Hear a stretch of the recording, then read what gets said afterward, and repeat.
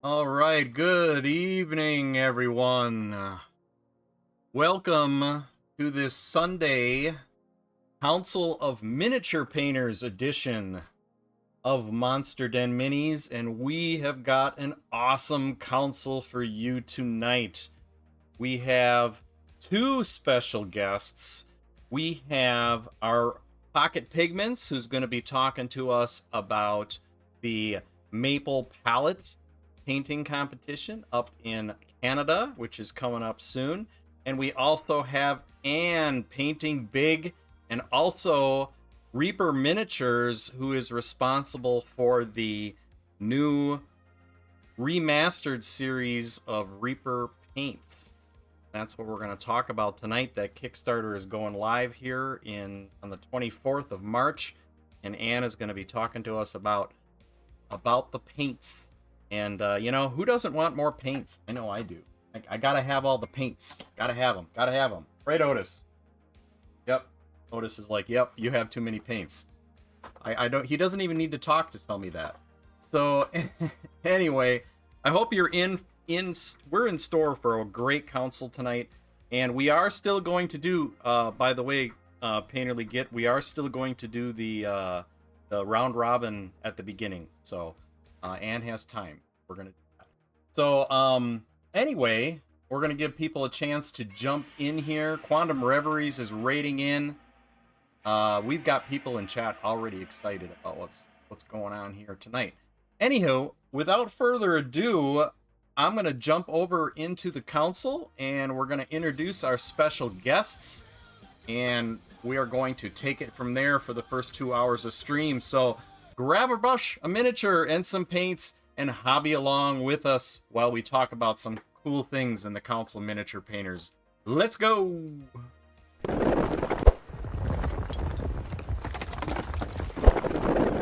Alrighty, welcome, Council! How is everybody doing tonight? Ooh, yeah, let's raise the roof. Raise the roof for the council here. Everybody is here. We've got James Wapple is here. Pocket Pigments is here. We've got Muse's Touch. We've got we got Tony. Tony, what do we? It's not very good wood anymore. What do we just call you, Tony? I'll just call you Tony. We've got just called everyday hobbies. Right, and we've got Anne, who is our special guest. Painterly Git.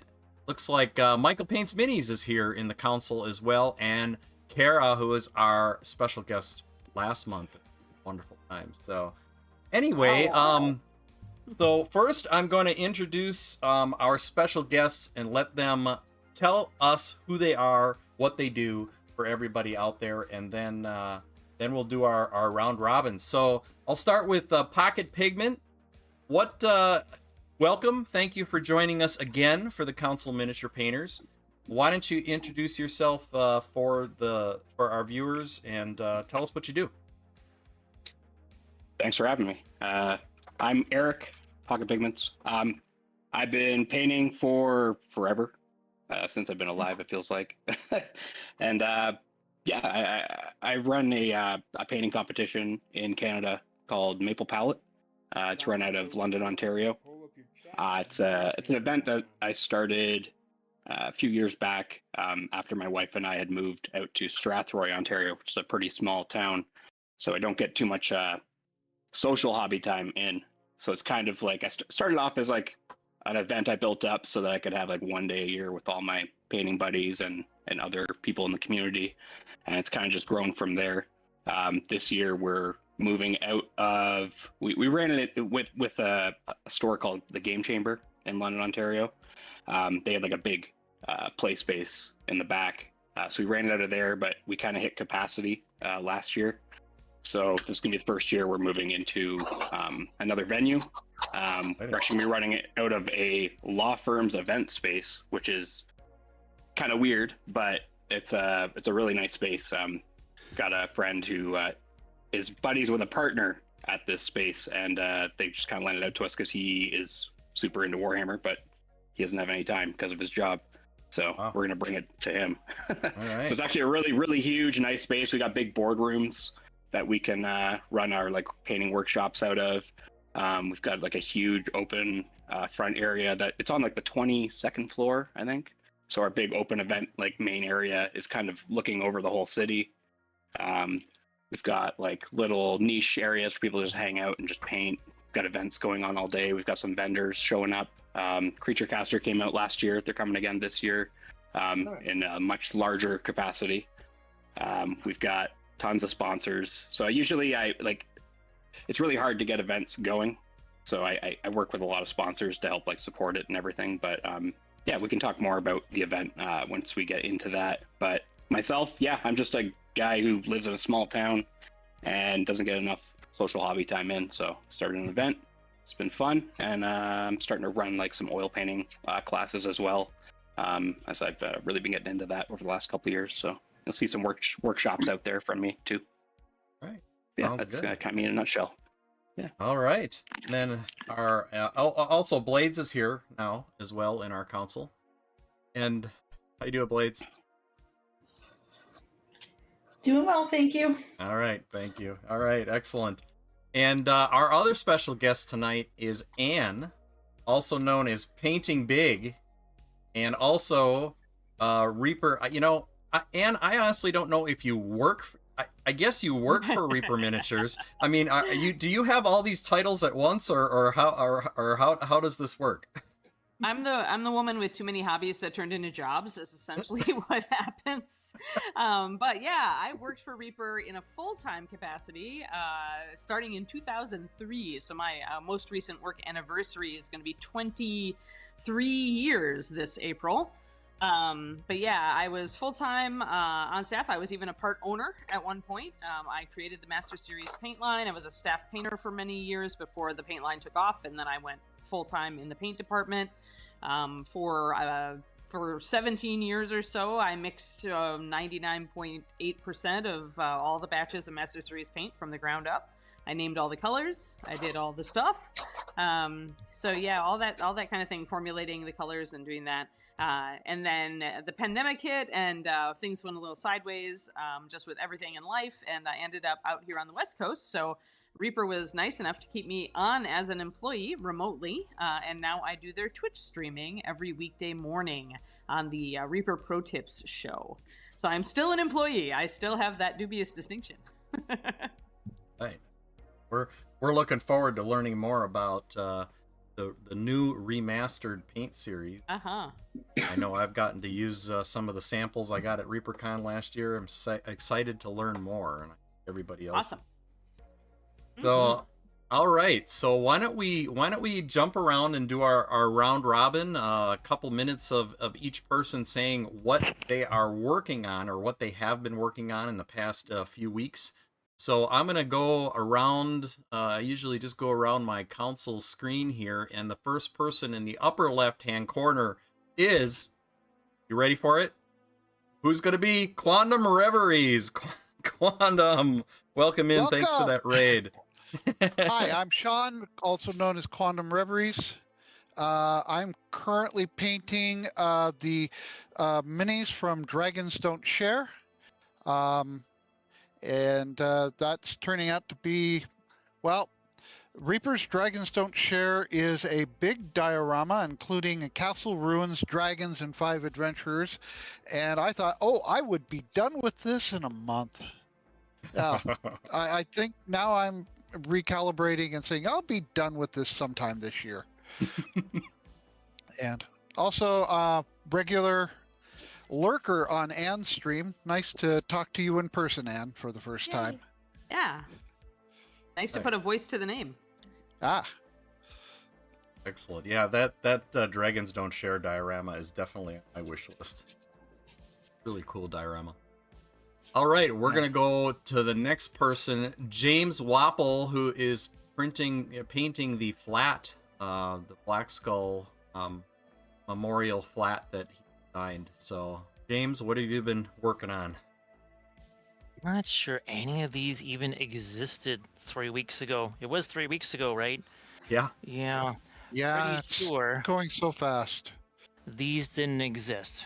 these are the Cyberthorians, and this is something I've been working on for quite some time. These are all basically taken from my paintings, which is really weird because some of these things, well, I'll just kind of fast forward to this little example right here. I have painted this face on 3 different Celtic drums, and look at this. It looks a little bit familiar there, right? So all of this stuff you're about to see is essentially this, where I've taken my paintings and then turned them into busts and also figures, and also I've done the bas relief. So here's Cyber Guinevere. There's the bas relief, there's the bust, there's the figure. Right there. It's really weird because you see things that were always 2D and now they're looking back at you in 3D. It's really creepy. It is ultra creepy. Now, just recently, we did a trifecta of Morgan Le Fay. The bust maybe was needs a bit of freehand on that. We also have the bas relief right here. We just did this last night on stream. That was last night's stream, night before we did this. And again, might be just a little bit of freehand involved.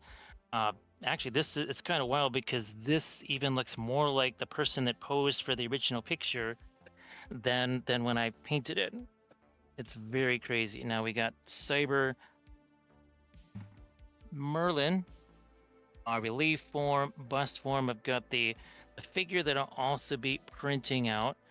I've got, let's see, did you see this yet? I don't think you saw this yet either. Yeah, so this is Lancelot coming up. Now you might recognize some of the spires here. That is the spires that are on his plinth right there. Oh, that's what I was missing. The bas relief of Cyber Nimue. And there's more from my Celtic Goddess series. So this is the Morrigan. This crazy raven thing, I've painted this on at least 5 different drums. I even made a Sculpey business card holder with this raven. I mean, there's a drum hanging in the house with this symbol on it. I also have my my leather armor that I had at the Renaissance Fair where I used to sell these paintings. So it's crazy to see these things in 3 dimensions like this. It's like, wow, this is really fun. And there's tons more on the way. I've got the figure version, I've got the flat version and the bust version of Arianrod. I also have somewheres around here. Let me see if that's the, no, that's not the one. That's the one I'm looking for. So the one on the right-hand side, that was the original painting. I'm working on another larger version of this with all those crazy Celtic zoomorphs that were the signs of the zodiac. Also, too, I'll show you this. I just was able to get the supports cleaned off of this thing. This one was super fun here. And this is basically my painting in 3D. I mean, the only difference is we had to do something right to support this so that it could actually print out. But this is essentially the painting turned into 3 dimensions. And it's just, I think I did already paint, there it is, the bas relief version of this.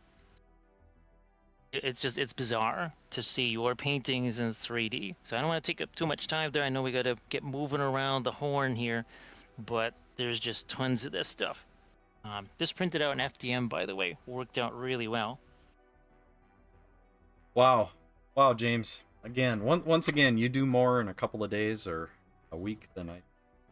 I know, right? He does more in his sleep than I do in a week. Like, having him go first is just the wrong thing. This is exactly what I've been saying before. I mean, one week James went in front of me, and I had to admit all I did was clean my sock drawer. I'm so glad I'm done with my stuff. Oh wait, I don't think he does sleep though. I think I've we could all averaged get a it. lot done. I think we did a little math where I've averaged about 3 3/4 hours sleep for the last 11 days, something like that, maybe. This is Scary.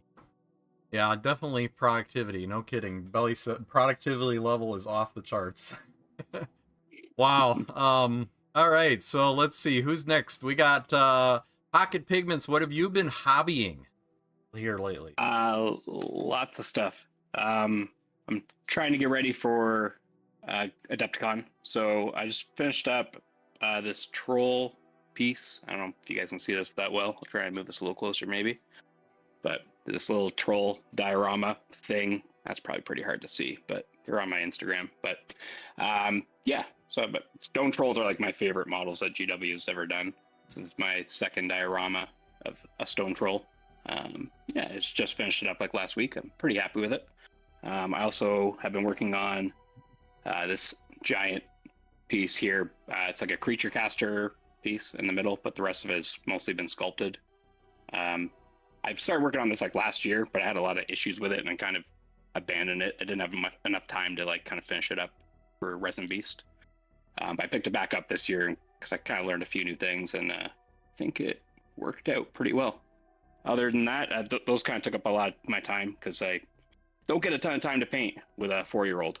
So I just took a couple breaks, and I'm working on some Relic Blade minis. So I got this like little Sultan guy done the other day. And I'm working on a pig. A lot of little projects around here, but yeah, having fun. Got to get that 4-year-old working for you there. Yeah, I'm trying to get him to take these enter paints a and competition for juniors. Was that sorry? Take these paints and shake them. Yeah, absolutely right. No, he's obsessed with guys, so I think I got him on lock once he has his fine motor skills down. You know. All right, excellent. All right, let's move on to Carol, Muse's Touch. What have you been working on? Thanks for joining us. Wow, I know. I had a night off, which is unusual because usually I'm playing D&D on Sunday nights, but due to the fact that I'm getting ready for Adepticon and we're not running our normal game, I was like, I'm taking a night off. And then Painterly Get contacts me and says, hey, you should come join us tonight. I'm like, you know what? Maybe I should, since I'll be mini painting during it. I can work on stuff. So I'm basically working on oh my god, I had such ambitions for Adepticon, and well, I'm not going to paint half of what I thought I was going to do. So I have a couple Golden Demon pieces. I have Najal, what the heck is, there we go. This is Najal's Storm Caller. This is my 40k entry. I'm pretty happy with it so far. I did finish last night. I finished the Sloppity Bile Piper for Age of Sigmar. I'm sorry if my camera is not too great. I didn't actually adjust it. And then I have one more that I literally just started, so hopefully it will be done, or it will be at least in good shape for the P3 Grandmasters. It's one of the, well, my thing's way over on the other side. It's one of the piratey faction ones. And then this is done, but I do have to fix a couple things, but I want to show it off because it's a Reaper mini that's really awesome, and I'm very proud of what I did. I'm going to bring this for the Monument Hobbies thing. I have this Cloud Giant Yephima. I did this whole yeah, my camera's friggin' not behaving. So, and I'm not going to shut it off because I don't want to ruin the stream or me on the stream. So I got a couple things I want to fix, but I'm going to bring this and enter it into the Monument Hobbies competition. I'm very excited that they're doing a minis agnostic one, so I can bring my awesome Reapers, because that's actually what I paint mostly. So yes, Anne, I'm a big fan. Big fan. Total fan of yours. I didn't even know they were doing that. They're doing it in mini agnostic competition. Yes, Monument Hobbies awesome. is going to start a minis agnostic competition. This year is a teaser, so they said bring your flashy stuff, and this one's pretty flashy. So, you know, I was like, cool. I wasn't going to bring anything like that because nothing is minis agnostic. Yeah. And then they announced it like, oh God, a couple weeks ago? 3 weeks ago? Excited. I'm excited to come visit people at Adepticon too. Never been. Mm-hmm. So excited to do it. I'll see you there, definitely. I will definitely track people down. You should be excited because we are awesome. Huh? I said you should be excited because we are all awesome. Oh, I know. I mean, the mini painting community. I was telling Covey this. I'm like, the mini painting community is the best community. There is no other, especially the one on Twitch. I mean, pretty much everyone I've ever met has just been super, super, super nice and very encouraging. And, like new painters don't have to be shy. They can put their work out there and they know they won't be ripped apart. So I love this community so much. And I am so excited to come find you guys all at Adepticon. So that's me. Great. That's awesome. Thank you. Let's move on to, let's see. Oh, they shifted around. Kara, you're next. Hi, I'm Kara. Can you hear me? Yes, we can hear you just great. Sweet, because I spent my last 10 minutes trying to focus the camera, and it's not great, but it's better than it was. And, a little bit of progress, in a few years, I will have finally figured it out. But for now, this is what I'm working with. I am painting a Kana Mini. I've got 8 I need to do. And she gave them to me a few months ago, but I have been working on a ton of other projects. And she said, I'm not going to worry about it until after Adepticon anyway. And I was like, great, for reasons. So I'm trying to get the jump on the after Adepticon work. That's me. Oh man, you're thinking after Adepticon already? Oh my goodness, that's overachieving. I'm not painting anything for Adepticon this year.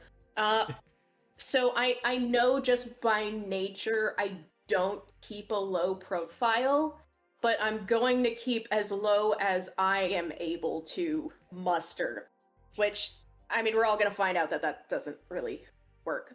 But we're entering with that mindset. Nope, definitely not going to work. Definitely not going to work. No. All right. We know your secret now. If you see someone doing keg stands, that's me, and I don't even drink. All right. Excellent. Thank you so much. All right, we're going to move on to Painterly Git. Painterly Git, what are you working on? I have I just came off a week-long vacation. I had planned on getting a whole bunch of my goblin army done. And then the gentleman who does the 3D printing for me, and also has decided to make the army painting thing a competition, gave me 59 leprechaun goblins, or leprechaun minis, that I needed to get done for the paint and take next weekend. So 2 days of my paint time got taken up by that. Yeah, well, it was cleaning, basing, and priming. Is this friend still a friend? Yes, he's also the president of the paint club, where we go out every Thursday. Oh, he's a mandatory friend. Yeah, Painterly Git is known for not being very careful with choosing friends. I know because he's friends with me. Yeah, he talks to me too. It's a problem. I mean, I guess me too. You met this crew? I also got this crew. That's not a good thing. I also got done 4 of the Goblin Spider Riders I needed to get done. So I am down to needing to get 24 minis. Rascal, you're fine, bud. That's enough. And 24 minis left in the army. That is pretty much what I've got done. Rascal is being a needy butt right now. So if you hear whimpering or anything like that, he's being a suckhole. Sure. Blame Rascal for the whimpering. Yeah. Tell him he doesn't even have to worry about taxes, man. He charges me a toll when we're walking, and he decides he wants a snack. He will stand in front of me and not let us continue until I give him a treat. back in He my day, understands taxation. our pets had to walk uphill both ways to get a treat. Oh my god. In the snow. Oh yes, with only a little bit of moonshine to numb the pain. No, okay. And they were grateful for it. That's right. And they that's right. liked it. Awesome. Awesome. All right. Let's see. Let's move on to Tony. Tony, what are you working on? Hey, this week I finally finished up my Star Wars Rebels for Shatterpoint. The crew from the Rebel. It was a lot of fun because that is a very colorful crew. So there were a lot of bright, pinks and purples and oranges and yellows that drove me absolutely batty. Beyond that, it's all about preparing for this year's Kathy Wapple Memorial Charity Paint and Pass.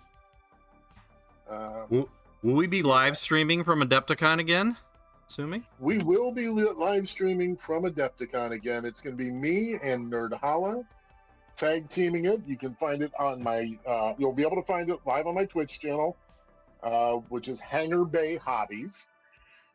For those who are unaware of the multitude of changes that have happened over the last couple of months. It has been difficult to keep up with you, Tony. It has. I know. I don't make it easy. My wife tells me that all the time. But that being said, we will be.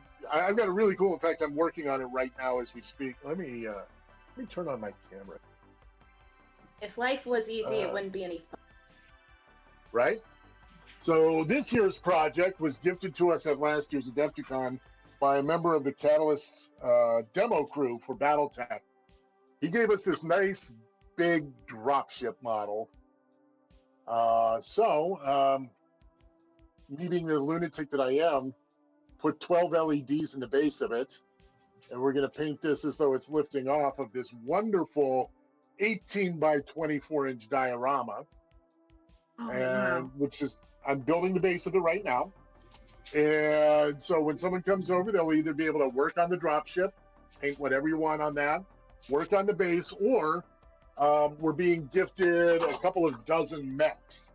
So if someone wants to, I'll just give them a Battletech mech and be like, have fun. Go paint this, bring it back. And then it's going, this year the charity is, everything's going to the mental health charity partners, our friends over at MHCP. Oh, So wow. they're it's gonna be, we average, for those of you who don't know, we average anywhere from 45 to 55 artists participate every year.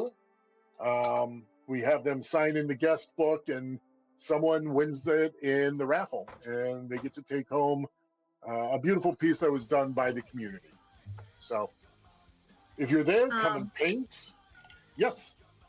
You were, by the way, so this is Muse. I'm definitely planning. You've been on my list of things to do at Adepticon since I knew about the Paint Pass and since I knew I was going to go this year. I absolutely want to be part of this. Please do. This has been one of the, I've been in various hobby game. I've done various things over the years, and this is by and far my favorite thing to do because I get to meet all of you beautiful psychopaths and spend time, you guys are great. I love this community and it's my way of giving back. So that's all I had. Okay. Let's see. Next up is Michael Paints Minis.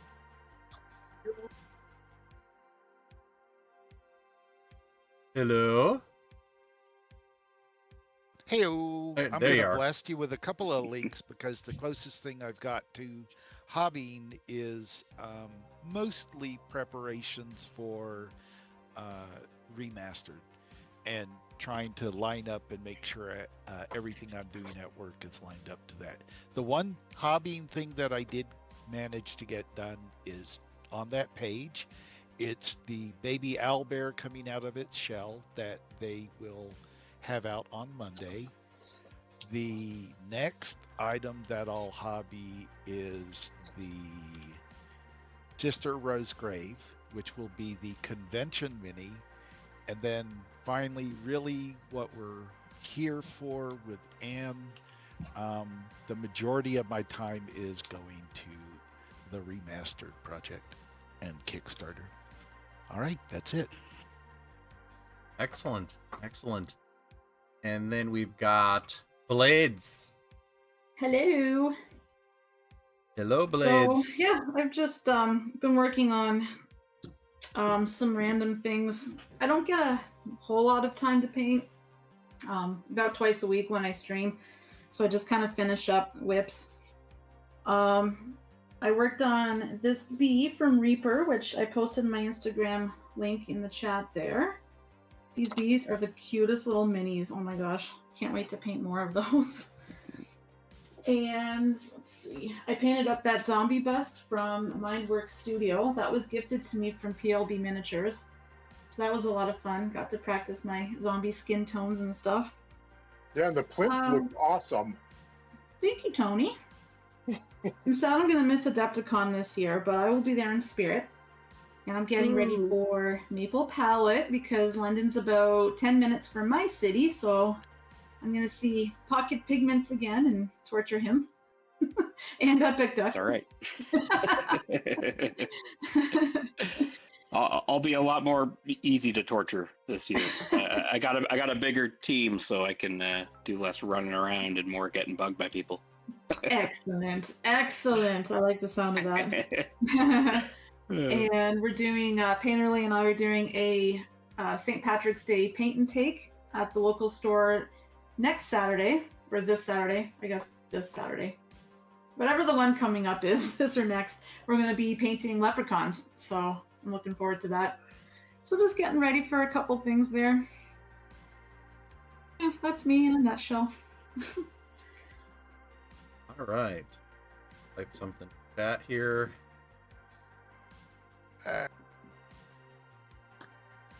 Cooper was snoring. That's my yellow lab, and the mic was picking it up, so I don't know how much of that you guys heard.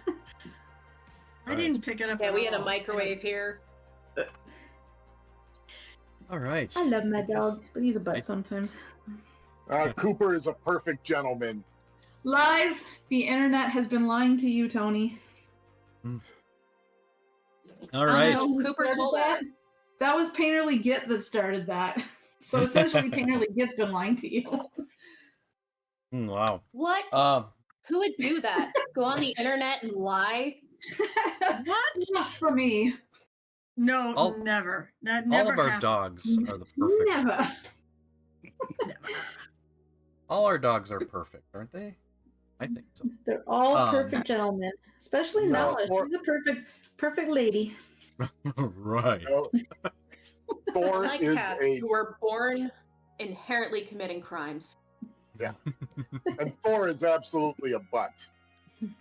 Thor is awesome. Thank you very much. Right. I think that did I forget anybody? I think I got everybody except for me. And me. Is Oh. butt a technical term for dog breeds? That's right. I forgot Anne. How could I forget? Yeah, you Anne? forgot me. Like you Goodness. invited me to be a special guest, and then you forgot me already. Yeah, I know. Well, the Dude, tiles hazing. the tiles keep shifting around, so I keep losing track of them. And we're so into ourselves. That's right. He did it for the bit. Totally hazing. Totally hazing. All right. And what have you been working on hobby wise? I've been working on failing at finishing a Golden Demon entry. That's what I've been working but yes, as many of the people probably on this cast and listening to it might know, it's very difficult to carve out time for your own painting when you also paint for a living. So because I do my Patreon and I do my my YouTube and I do Reaper every weekday morning as my part-time job and paint minis on that stream. And so yeah, I pretty much, my Saturday stream is my opportunity to work on things, because a lot of time during the week I'm just blown out. I was too tired to actually do it. But I've been working on Lionel Johnson, who's the Primarch of the Dark Angels, and I'm not an Emo Marines fan, but the model is just too cool not to paint. So I had picked him up, and he's holding my interest, which is the sure sign of a winner. Usually if I get bored, it's a bad sign if I'm painting something for competition. So even though progress has been slow, I'm pretty happy. And my Saturday twitch.tv/paintingbig stream is when I've been working on him. So anybody can come and watch me suffer over finding the exact right color for the cloth, which has been repainted 3 times at this point. David cannot believe it, my husband. He's like, what? I'm like, I had to paint it again. But anyway, so that's not going to be done this year, but I'm aiming to have it done next year, which, you know, if I manage to pull off a Golden Demon next year, it will actually be the 25th anniversary of me winning my first Golden Demon. Now you have to do it. Yeah. Like, talk about a comeback, baby. So yeah, other than that, I've been doing for painting stuff. It's like the Patreon, the YouTube, and then testing a lot of the new colors for Remastered, for Bonita. I've been working on a lot of those on the Reaper stream and on my own, so that's super fun. And then I've also been working with Bonita just to fine-tune the remastered colors. We're working on making sure nothing is too close to anything else right now. And I'm also kind of working on a bit of the spreadsheet stuff behind the scenes for the remastered Kickstarter, the paint descriptions, things like that. So I have a lot on my plate for painting. And that doesn't even count all the other crap I do. So, Amazing. Yeah, I put her through a lot. Yeah, and answering Kara's weird texts. That's also a job. Yeah, I literally asked her for her phone number. Like, she already knew me last year at ReaperCon, and she just handed it over. Yep. It's like, well, you deserve that then. Yep. I'll regret it till the day I die. But, you know, it's every once in a while, though, watching her haze Ron is entertaining. Well, what else is Ron here for? Yeah, I know. That's been launching Kickstarters and getting hazed. Yes. That tracks. Yeah, I can't imagine what it's like to, you know, basically miniature painting is your hobby. So when do you have time? Is not only your work, you try to make it your hobby. It's basically your entire life, or a good chunk of it anyway. So yeah, pretty much. Like, that's why I take refuge in also having too many other hobbies, like running and writing fantasy novels. You know, things that are not very time intensive. Oh, no, not at all. That sounds very masochistic. I'm just saying. Yeah. I've had to come to terms with the masochism. What do you use? Caffeine, steroids, cocaine? Like, creatine, how do you keep it up? It's 5 totally amps. legal. Creatine is what where it's at, baby. Yeah. I don't even do caffeine anymore, so yeah. Oh. Hot dang. No. I don't think I could live without caffeine. Caffeine is my life's blood. Mm-hmm. And that's the sign of addicts. Yes. Yes, I am. Sadly, my body doesn't like it anymore, so I just found other things. Right, Kiki? Oh, if you hear jingling, it's the dog tags. You just have to sneak it in. My stream viewers don't know it, but my hydrate request, I have energy drinks in my thermos. Wow. You can store vodka in a water bottle and nobody will know. Fill you up My with high gas. school teachers didn't know, so. But don't use it as water. Really cleans that brush. Yeah, only if you're using oil paint. It probably works as a solvent, come to think of it. Great. Well, all right. Well, thanks for sharing. All right, and then I guess that leaves me to go last. Obviously, Adepticon has been the word here for quite a while, but I'm pretty happy with myself. I got 5 pieces ready for Adepticon. Since I normally only had 2 that I've ever done for Adepticon, and I got 5 ready this year. Kind of surprises me. So. I'll start with this one here. This is Black Bolt for the Atomic Mass games. So I'm really happy with myself on this, because not only did I 3D design and print the plinth, I also did the background is hand painted, which I don't do 2D painting, so I decided to try it, and turned out pretty well for the piece. So this is kind of a complete hobby piece that I'm pretty proud of. So we'll see how that one does in the competition. And then this is the one I'm going to put in the monument. This is the Kingfisher from Rescale Miniatures. and I've never done a wildlife piece before, so I decided to give myself a little bit of a challenge, do a wildlife piece. So I think it turned out pretty good. It was a lot of fun to work on. Lots of feathers. Feathers, more feathers. And then this is my Resin Beast piece. This is from Tabletop Titans for their new game Wildwood. And had to kind of get this model special. It's not even a game that's out yet, but it has something to do with Creature Caster. So, but this is a Wildwood piece. I did lots of bright colors. And then this piece is War Machine. I've never done a War. This is the only War Machine model I had, so I decided to paint it. Put it in the War Machine competition, and then the Badger Games did their little catfish guy that they gave away to put in their case. If you asked them for it, they would have sent it to you. So. And then, a lot of little Reaper pieces that I've been working on. So I love their little vignettes. The vignettes that they've been releasing have been just a joy to paint. Been really enjoying. One of my viewers said, I want you to use jade green. So we did this one up in the jade green. And also did these guys from Knuckle Duster. So these are... the ZZ Top, no, they're not. They're GT Texas. They're not ZZ Top. They're not ZZ Top, but they certainly do kind of resemble. But they're not. They're not a knockoff of ZZ Top. But those are from Knuckle Duster. Legally distinct. Yeah, yeah. So, but I've done more painting lately than I have. I find myself kind of getting quicker now. It used to take me a month to do any one of these. So, pretty happy that speed is going a little faster. It gives you more time. I even got to paint Painterly Git's little Git for his game that he's developing. So, got a little time to paint that guy too. Kind of fun. Little quick paint.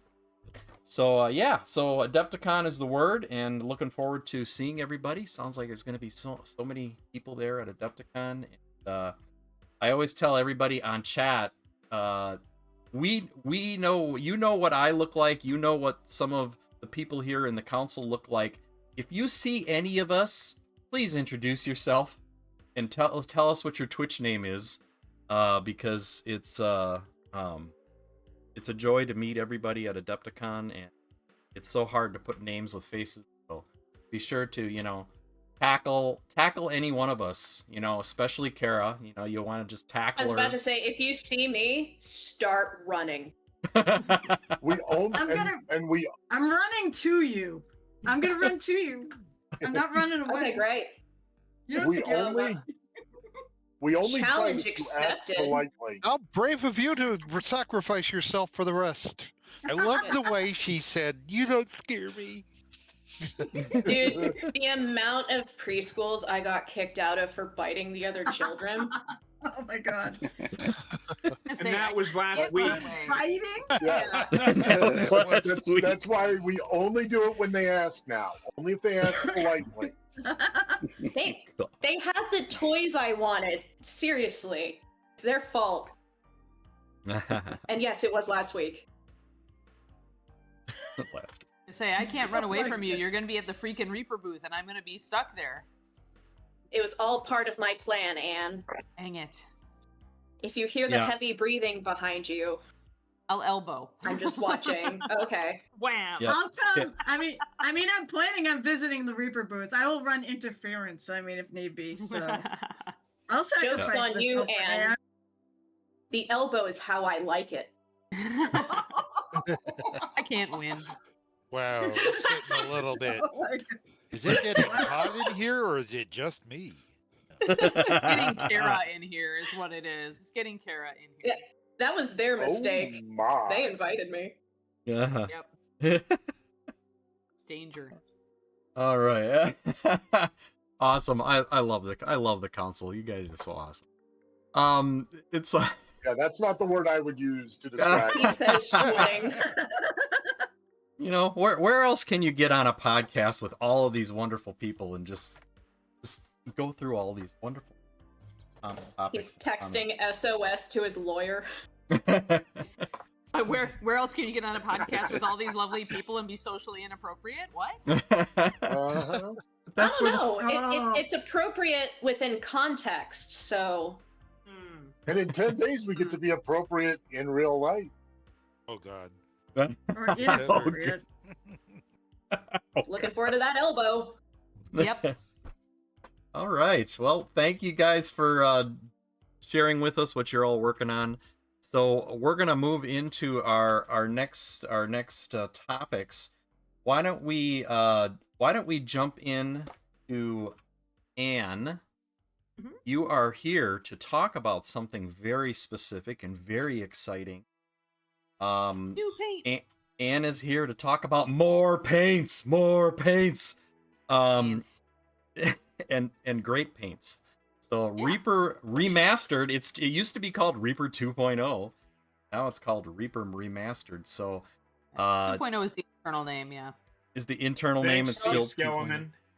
Well, I call it 2.0 until Ron only told me about Remastered, I think, like 6 days ago, so. He's gonna have to beat it out of me. Like, I'm still calling that cat taxes. I don't care what you guys rename things. So Anne, tell us a little bit about, why your involvement in the project. Obviously you created the first one, so you're involved in Remastered. Tell us where it all started. Why Remastered? What was the idea, and what was the goal behind the project? It involves some drama. Are you ready? Oh yeah. Ooh, we love drama. Everybody loves drama. Yeah, so it's hot tea. So I pretty much, when I was hired on at Reaper back in 2003, one of the things actually on my job description was creating a new paint line for Reaper. At the time, Vallejo was really strong, and Reaper wanted to do a dropper bottle line like Vallejo's. And they wanted to, they just got some feedback on pro paints, and they were like, well, that's not, we're not getting the greatest feedback. We want to do something new. We want to do this. I had an art background. I went to art school, but I didn't have a background in paint chemistry or anything like that. I knew paint mixing because I was a canvas painter before I was a miniature painter. But I had to pretty much get stuck in, learn just enough paint chemistry to be dangerous, and to understand why the paint was doing what it was doing. When I first started, Al, who was one of the original owners of Reaper Miniatures, he's passed on since then. But Al trained me, and he had been involved with doing just a couple of boutique hobby lines. I don't even remember what companies, or for just little companies. So he knew like the basics of, here you put the, here's your base, this is what the base is, you put the pigment in, you get a color, yay, things like that. But he wasn't a painter. And so when we first started creating MSP, he had a pretty heavy hand in it because I was a noob, right? At that point, he was an owner. But he cared about hitting the color, but he didn't necessarily care about like the pigment load or the feel of the paint or some other things. And I was so new that, I wasn't saying anything. I was just like happy that I got to make colors. So as the years went by, and I got more familiar with the properties of the paint, and we also brought in some new stuff, new technology like the high density pigments, I started getting a lot more persnickety about the paints that came out and like the pigment load and just the feel of the paint. There were still limits, obviously, just like it was still MSP. I was still learning. But I'm pretty happy, like with the Bones miniatures, Bones paints. Those were actually pretty good, actually, as far as it all goes. That was probably the pinnacle of what I'd done until it came down to this. And then when I left, when the pandemic hit, I ended up moving. I'd gotten a divorce, and I was not happy in Texas anymore. And I ended up moving out here to the West Coast. And so the person that took over the department after me made some changes, and some stuff was lost. And it's like Galadriel says at the beginning of Lord of the Rings, where much knowledge was lost. Sadly, that was the case. And so then the people after that person didn't really get a good grounding in why we do this, why, you mix things in a certain order, what impact does this additive have on the paint, stuff like that. And unfortunately, around that time, I had my last conversation with Ed Pugh, who is the CEO of Reaper Miniatures, who originally hired me. And of course, Ed passed on several years ago. But I had my last conversation with Ed, and he had told me that the person who had taken over after me had left. And I was like, do you want me to come down and train people? And he's like, oh yeah, let me talk to Dave about that. And then he passed away. Like, it was just a couple months later. And then everything was just up in the air at that point. So the line was just kind of drifting along without a lot of guidance. And I think it was maybe just a couple of years ago when I kind of was talking to Ron at ReaperCon, and I'm like, if you ever want to redo Master Series. And he's like, oh. And then he thought about it after I talked to him about it. He thought about it a lot, and he's like, that would be a good idea. To kind of bring it all back and just revamp it, get it all at bring up the quality standard, make it as good as it's possible to make it. Which we weren't moving under that directive in the old days. We were just like, yay, paint line. Now it was like, well, what's the best possible iteration of this paint? I mean, even if we have to make it a little more expensive because we're loading a ton of pigment into it, like, what can we do, right? What can we do with what we've got? And so Ron was also unhappy because there was a lot of line creep. We had a ton of colors. Ed had been kind of doing the miniatures business model thing where it was like, well, let's just, every once in a while we release some new colors, and that's great. But then your line gets so big and it can't fit in a game store, and it can't even fit on 2 racks. And so Ron really wanted to kind of like streamline the line and bring it down to something that was manageable that stores could actually stock. Which I'm on board with too, because I had a game store I used to work for back in Madison that wouldn't carry the line because it was just too big, right? So I was sad about that. But yeah, so that's how it all came around. And like the next year, I think this was last year now, Ron was like, hey, you mentioned redoing the line. Like, do you want to do that, or is there somebody else? And I'm like, no, I'd really love to be involved with that. So last year in spring, I went down to Texas twice. Once for a week and then another week, and pretty much went with Benita. And I trained her on all of the procedures in the paint department that went into like making sure the paint was the best it could be. And I explained a lot of the chemistry to her, and I explained a lot of the pigment mixing to her, and pretty much answered all of her questions. Benita is top notch. She took that stuff and she ran with it. And she is a huge reason that this new remastered line is amazing, because originally we were thinking, we had a list of colors that were like the original colors, some of the original colors I'd done under Al, where I was like, oh, these are just not what I wanted them to be. We got to improve these. We got to reformulate. And then she's like, well, why not reformulate the whole dang thing? And that's where it went. Like that's what ended up happening. So in the week I was down there, we did most of the new colors.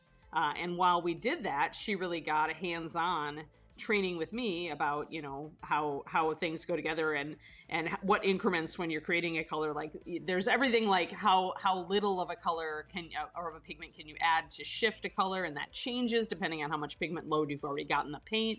There's all sorts of crazy stuff that you have to kind of internalize to be really good at this.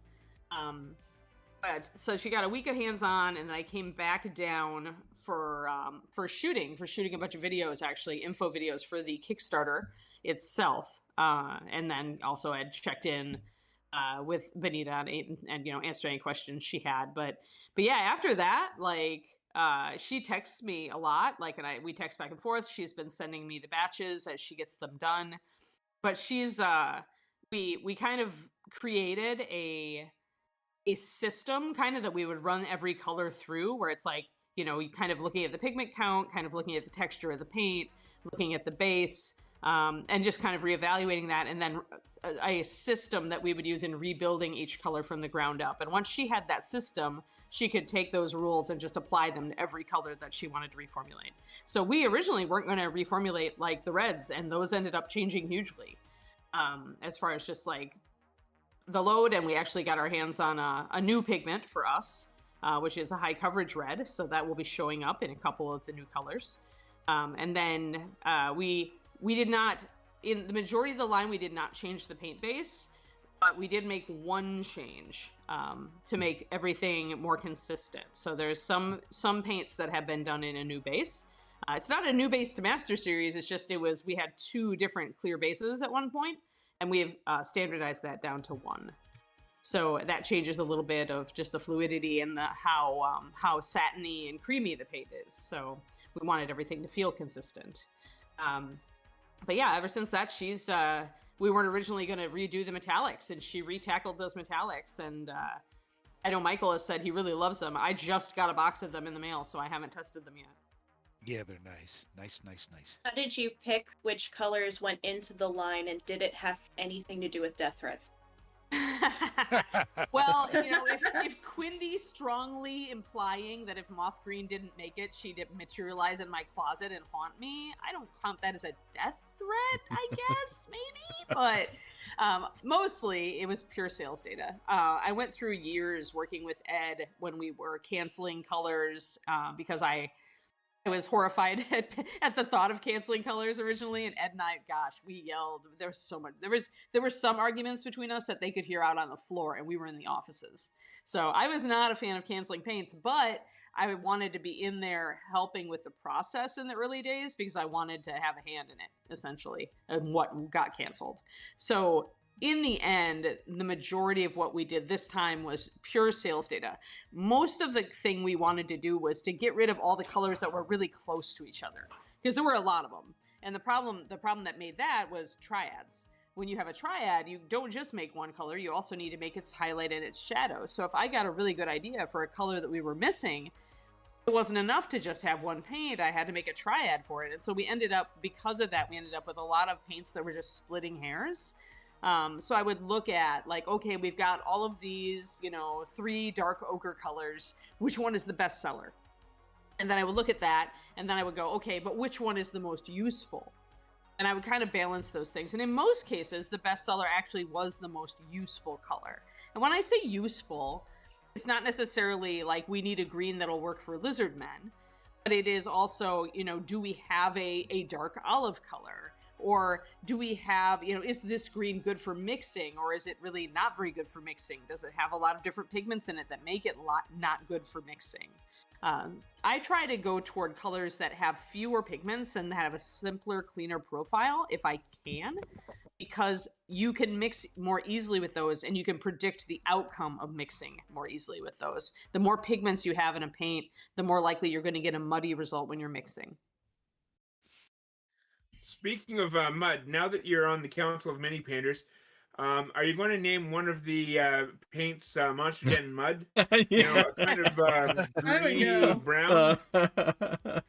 So all of the current paint names have already been chosen and finalized. However, Ron has open license to create special new colors for special edition box sets and or holiday stuff. So he did promise. Ron did promise. I'm going to put him on the hook right here. On the hook, Ron, if you're out there listening. One of the goals of this was that we would never do paint cancellations again. Was that the line would come out and it would stay the line. So any additional paints are going to have to be in a separate triad pack or a separate box set or something like that. But the paints that are on the rack, those stay. Will there still be special edition paints like the Christmas and Halloween specials? I assume, yeah. I mean that's pretty easy, right? You making one color for a month, for the breast cancer awareness paint or for a Halloween paint or a Christmas paint or whatever. That's pretty easy. I can't give you an absolute yes, but I think that's probably where you will see special colors come out. Will be for cons. It'll be for for holidays or for special things. I know that there are 3 colors that are special for Adepticon, things like that. So we have plenty of play for that. But what we really didn't want to do was get back in that situation where we were adding colors to the main core paint line.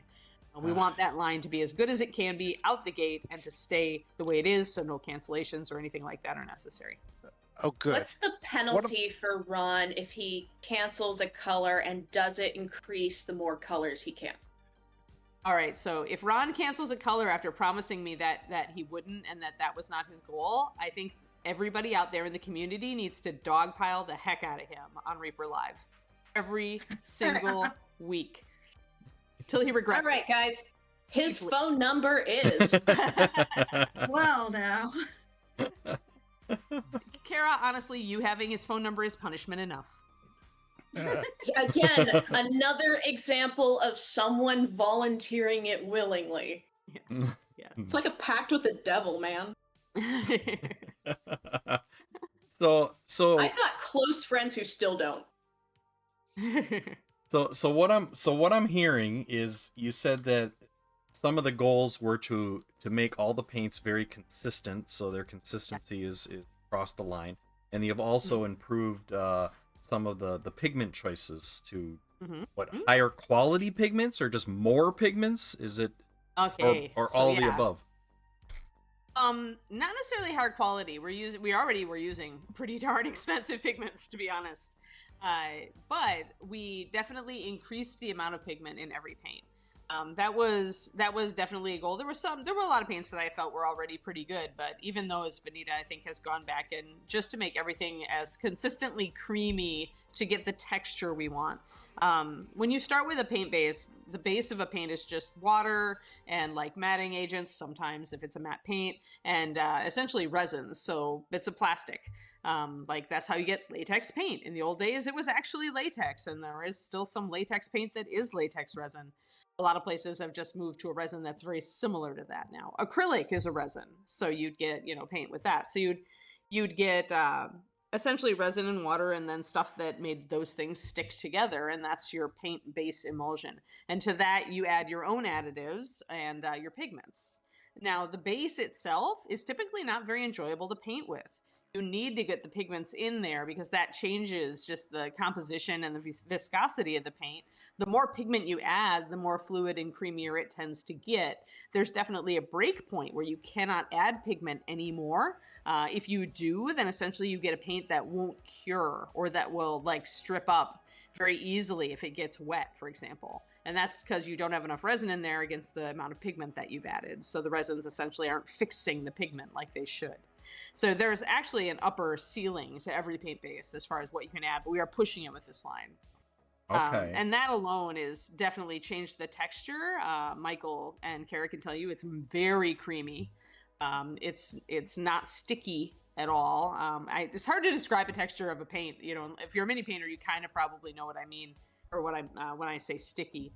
But some paints are very plasticky, right? And some are very sticky, and some are kind of goopy, and but They also taste like roses. Non-toxic is not food grade. We're gonna put that on my. In all seriousness, it works very well. I'm using 2.0s right now. DC Climber has a question in chat.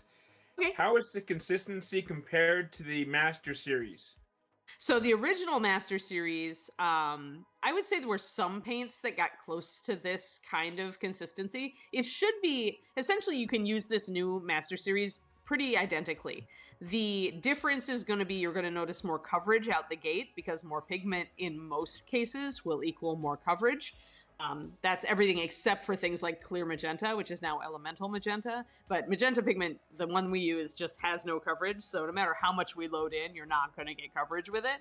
Everything else, though, you're going to notice that coverage has increased. But the feel of the paint, it's going to feel like Master Series, only smoother is the best way I can put it. Because the pigment changes the viscosity and makes it just self-level a little bit better. So, but it still moves like Master Series. I mean, the big thing is we're not changing the paint base that you're used to. And because that mix of resins and additives hasn't changed, and we're really upping the pigment as far as getting coverage, you're still going to be able to use this like regular MSP.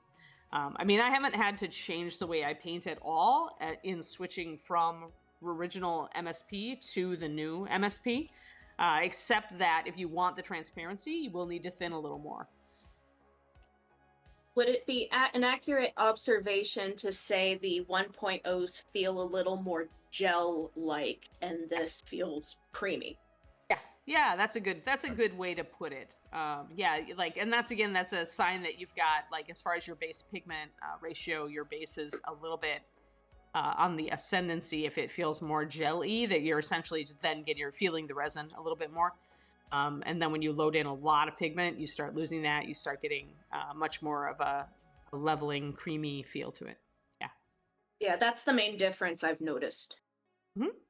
I always felt the original MSP paints were kind of a little flowy. So, and yet you said you didn't change the base, but adding more pigments is why it's more creamy. Yeah.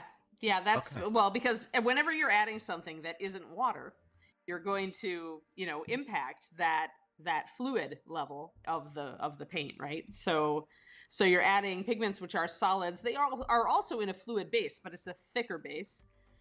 As far as that, it's not. It doesn't have any resins in it. When you've got a water, almost every company now uses water-based pigments. So you've got a very, very super fine pigment emulsion in water, and that's what you're adding to your paint. But it's still a lot thicker than, say, a very fluid paint base.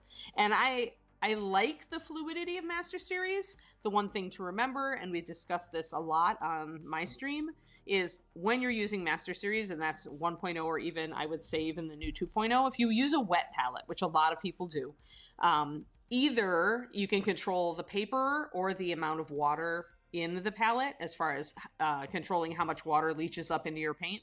Go a bit drier with MSP because it is more of a, it does have a more fluid consistency, and because we haven't changed the base, we still are more fluid than some of the thick paints out there. We are not a thick, our paint doesn't really stand up in a lump on the palette when you put it down, right? It's going to kind of spread out a little. So if you're using a really permeable paper, go a little bit less water in your palette. I use a pretty darn dry wet palette when I do. There's no water in the tray at all. The sponge is wet, but it's not super wet either. But if you're using a paper that's not as permeable, then you can get away with a bit of a wetter palette. Like the red grass paper, that's not as permeable as the Exemplar or the Game Envy paper. That's really wet. Yeah. I use the Game MV paper, and so I keep a very dry wet palette. But my husband paints with MSP, and he uses the red grass. And he still keeps a really dry palette. His paper is still curling up at the edges. But that's just because he likes to have super control over how much water he puts in every brushful. So Valfera wants to know if there's going to be a trade-in program for all the 1.0s. I don't think it works that way, Valfera. Sadly, right.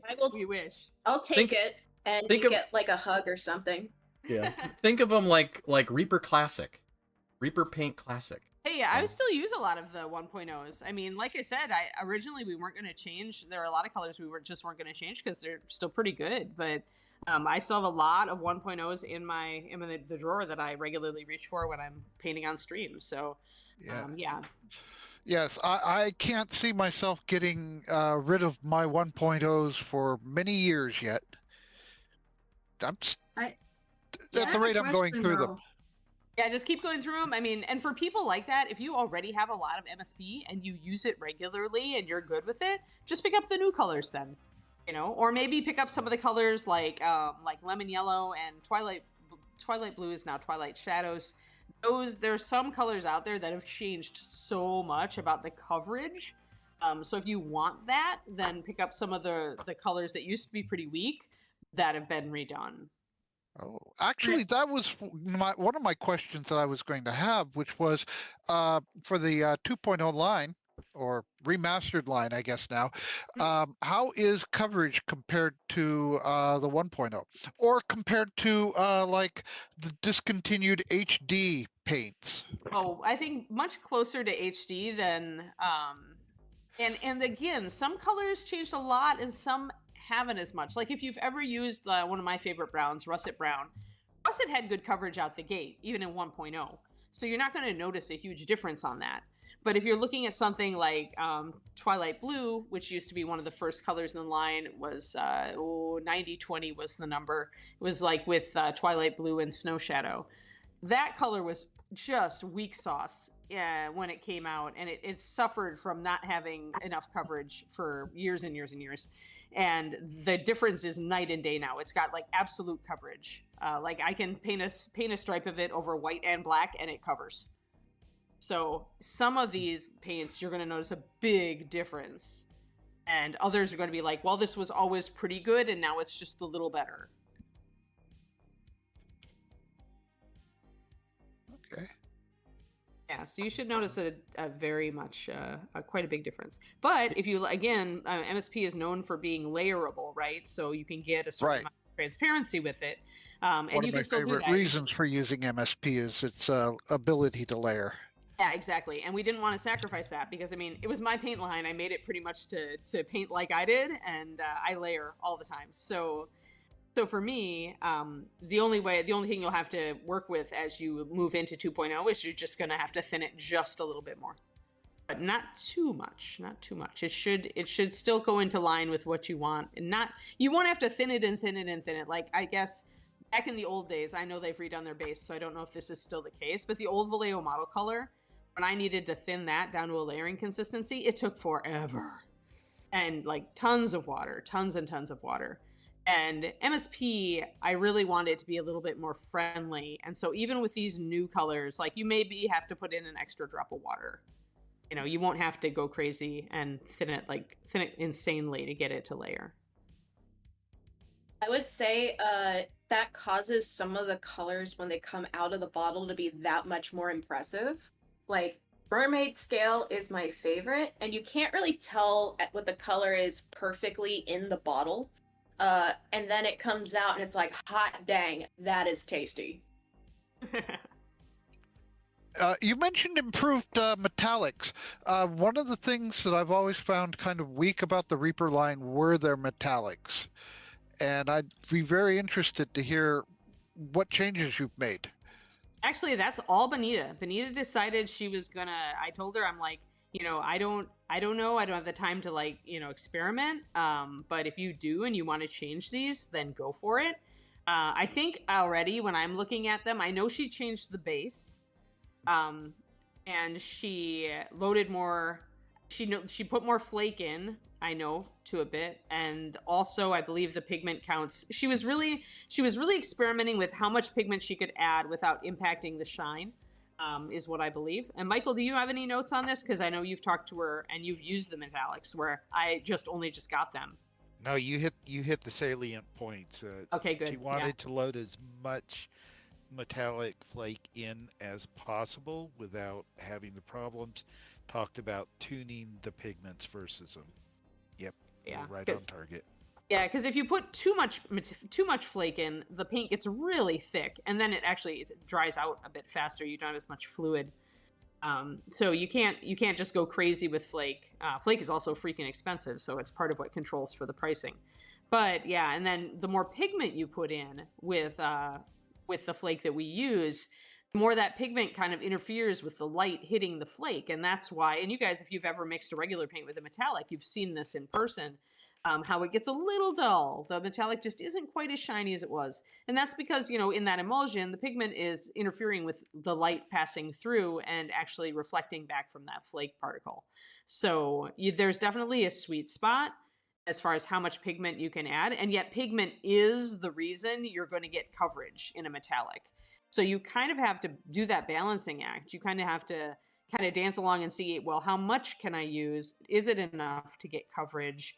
And is the color not compromised, right? So that's the kind of gymnastics that Bonita's been doing.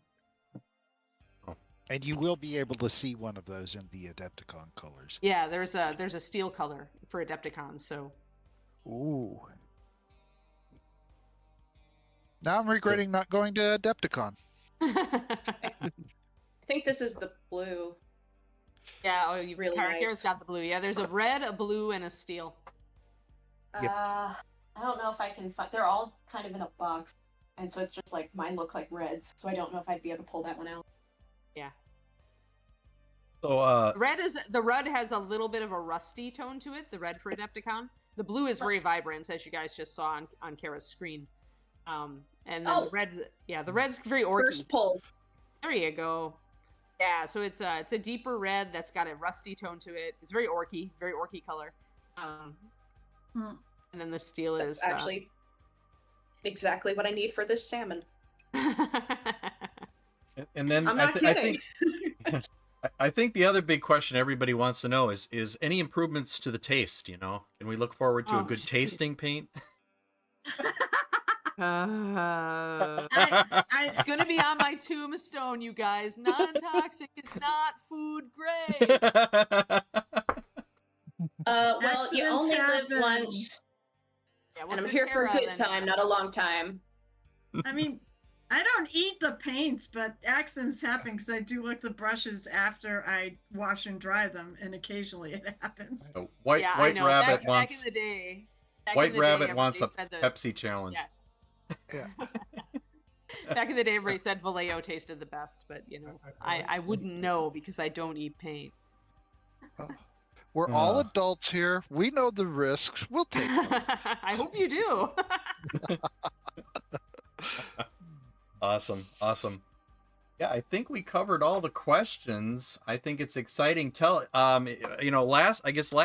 the Kickstarter, it starts the 24th of March. 24th, yes, 24th of March. It's going to start just a couple days before we're at Adepticon. So, so that'll be exciting. I will be at the Reaper booth at Adepticon. I'll be there in the afternoons. I'm going to actually, spend time with my husband, God forbid, in the mornings. And in the evenings, but Reaper will have me for a few hours. So if any of y'all want to come by and ask me questions in person or see me demoing, I will be working with the remastered paints at Adepticon. I'm just going to steal some minis from Ron and throw some paint on them. So. Excellent. And when she's not there, I will be there. One of us always tells the truth and one of us always lies. It'll be surprising which one's actually which. I know exactly the question to find out which is which is give me your exact credit card and PIN number, please. Hey, Ron, can I borrow the company card real quick? Anyway, actually, I have a couple. Well, I have a question. Okay. What happens to the 1.0s? Are you just... We're going to blow them out. Last I checked, they were going to them? go on sale. Yeah, I mean, that's what we did with, like, the rest of the HD line, is it all just went on sale and got, pushed out. Which is exactly how I got so much of the HD line. Yeah, well, and that's good. And with these paints, you keep just, every couple of years, just add a few drops of water and shake them up and they'll stay good. So, you've got it. But you're not wrong, because I have stuff from when that line originally launched, and it still works. And it still works. It's amazing. Yep. Yeah. The quality came up, though. I will say that. Yeah. Well, now now it's even more. This is its final form, folks. This is the apex of MSP. And then the other thing the other question I had too was yellow. Does that mean now yellow is going to actually be we're not going to want to hate using it anymore? Oh my God, I love my cover. Yellow. I love my yellow. The yellows are so good. And yellow's my favorite color, by the way. So, I'm not just saying this lightly. Interesting. Well, then I have to ask another question, which is, what is Reaper's equivalent to ice yellow? Oh, geez, ice yellow. We've got a light warm yellow and a light cold yellow now. So I would say lemon is probably closer. And there's also the new Zenith yellow, which is a brand new color. I would think, because ice is a cold yellow, I think maybe if you did a 1-to-1 lemon and Zenith yellow, you might hit really close to ice.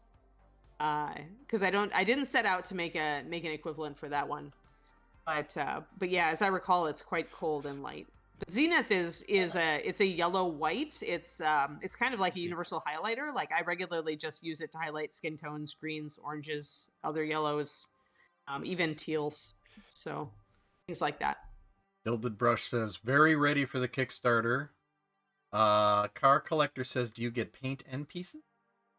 Paint and pieces. I don't know what that. Definitely paint.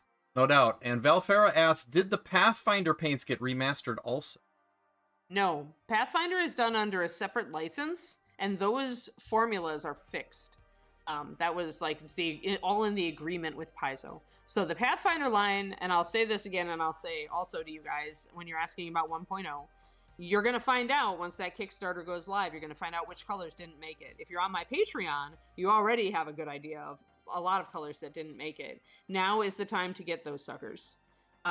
Because, once they sell out, Reaper doesn't keep a ton of stock on hand right now because we know we're about to flip the line.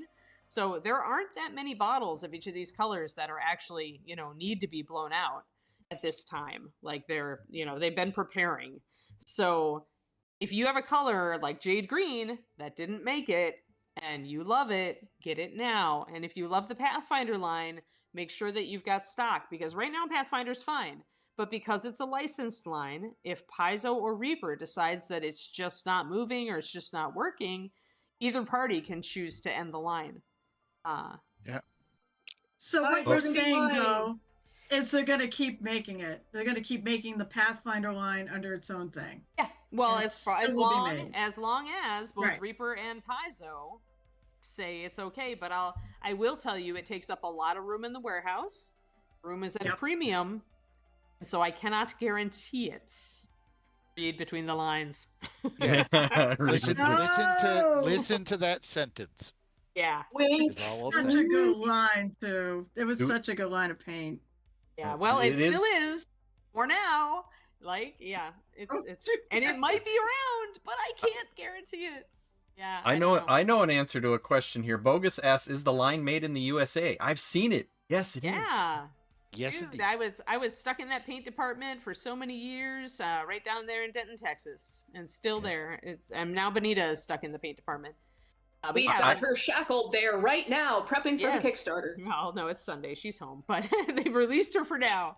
But yeah, it's made that at Reaper HQ in Denton, Texas. So And we are in Valfera- fact the only. I think we're still the only model company that makes its own paint line in house. Everybody else farms theirs out. What Valfera about Monument asks- Hobbies? Monument is but are they were they a miniatures company first, or were they a paint company first? They were a I paint. think paint company first. Yeah, because Vallejo also was a paint company first. So, but we were always a miniatures company that made a paint line. So if you're a paint company first, then yeah, you've got your line, and then you make miniatures to go along with it. Little different, but yeah, you're right. We can give them some cred. So they do both then.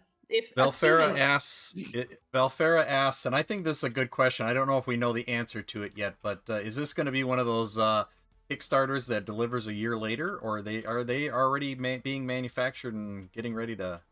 Are they going to fulfill it pretty quick? Well, the hope is that we fulfill it quick, but the fact is that it takes a lot of labor and a lot of time to pump paint. And even when I was there and we kind of were optimal, I mean, it's going to take months and months and months. And it really depends on how big the Kickstarter is. If it's a relatively small Kickstarter, then it's going to be pretty easy. Reaper's taking a tact of not offering that many different pledge levels so that they can put together sets easier and they can get things out the door faster.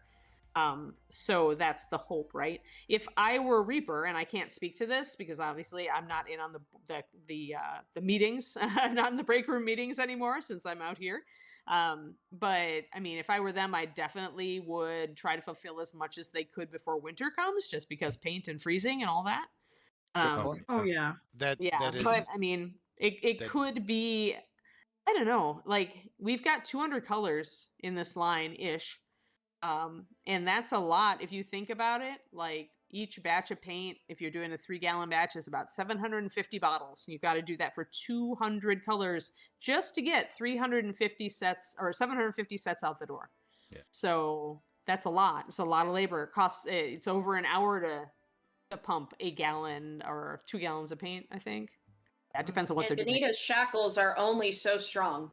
Yeah, like they need, it depends on how much labor Reaper ships into the department. It depends on how many pumping stations they get, how they're doing it and how many they've got set up. It depends on a lot of stuff I don't know. But yeah, like the goal is always to get it done as fast as possible. I think especially after DDRPG, where Ron felt super bad about how long that went on. He really wants to make sure that Reaper is on this one. So I can't speak for how fast it'll go, but I expect that they will be able to start shipping at least fairly early. But if you have 20,000 people signed on the Kickstarter, it's going to take a while. Well, it's all being done here in the U.S. too, so it's not being farmed Yeah, it is. out. This is all in-house, and we're not farming it out. So Excellent. I'm Nobody else very has that. biased, but I would say small indie company have realistic expectations. Yep. Yep. True. All right. I know you can't speak a lot about the upcoming Kickstarter. You know, got to be close-lipped until it starts. But what one thing excites you most about the Kickstarter? What one detail? 15-cent bottles of paint. Wow, that Good would luck. be amazing.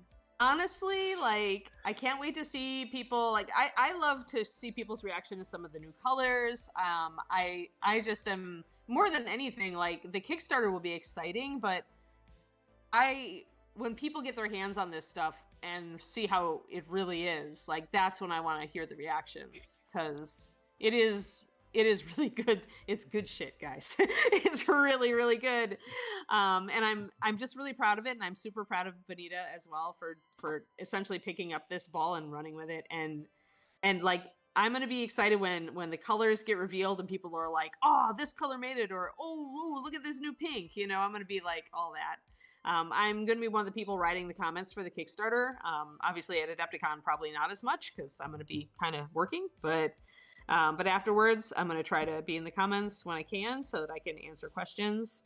One thing I do want to say, like, if you have the cash, do consider buying this paint through the Kickstarter, because the price is going to go, because we've added so much pigment to the paint, it's not going to be at the old MSP price point. It's going to be a little higher. So you're going to get a deal. David, I believe David Harper said you're going to be very happy with the pricing on the Kickstarter. So presumably you get a deal for the KS. So yeah, so you may want to keep that in mind. All right, I got our clip that I gotta have to take out of this. Is that this is good shit. That's straight. Yep. That's straight from Yeah. Anne. That's straight from Anne. This is good shit. Anne is And, channeling her inner Walter White. Like,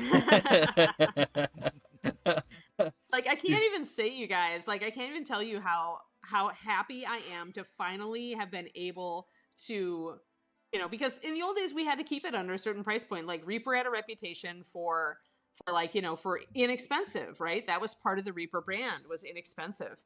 And so you can't just sit there and load pigment in and load pigment in. You can't make it the apex of what you can do. You just want to make it good. And now I feel like it's really, really good, and that makes me happy, because I care about quality. Like, I care about putting out a quality product a lot. And so yeah, I'm just super happy about this. I can't wait to see it hit the internet and see what the internet thinks. Oh, Which it is saying a sounds lot because super- the internet is a harsh mistress. It is, you know, and there are going to be people hating on it, but there have been people hating on MSP since it came out, so. We've locked them up. Fine. It's all cool Well. as long as people give it a try. Like, well, some people will love it, and those are my people. I think the biggest challenge is going to be finding places to put it all once we get it. Yeah. That's Okay, what Art. I was going to ask. Is Reaper going to, send us, new storage bins and such so we can friggin'... I have 8 wall racks. Oh my and God. They are full. I also have a lot of 2-thing coats that I was kind of gifted, but most of it's all Reaper. And then I have the desk rack with that Reaper sells. Uh-huh. And it's all full of paint. And I've got 4 boxes because I have all the Pathfinder ones in their boxes. Yeah. I have so much paint. And now you want me to buy more paint. What Like am I said, supposed to then do just with get it? the Oh my new God. stuff.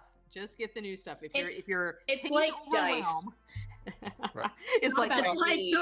don't say that, because I have so many dice too, because I'm definitely a dice goblin.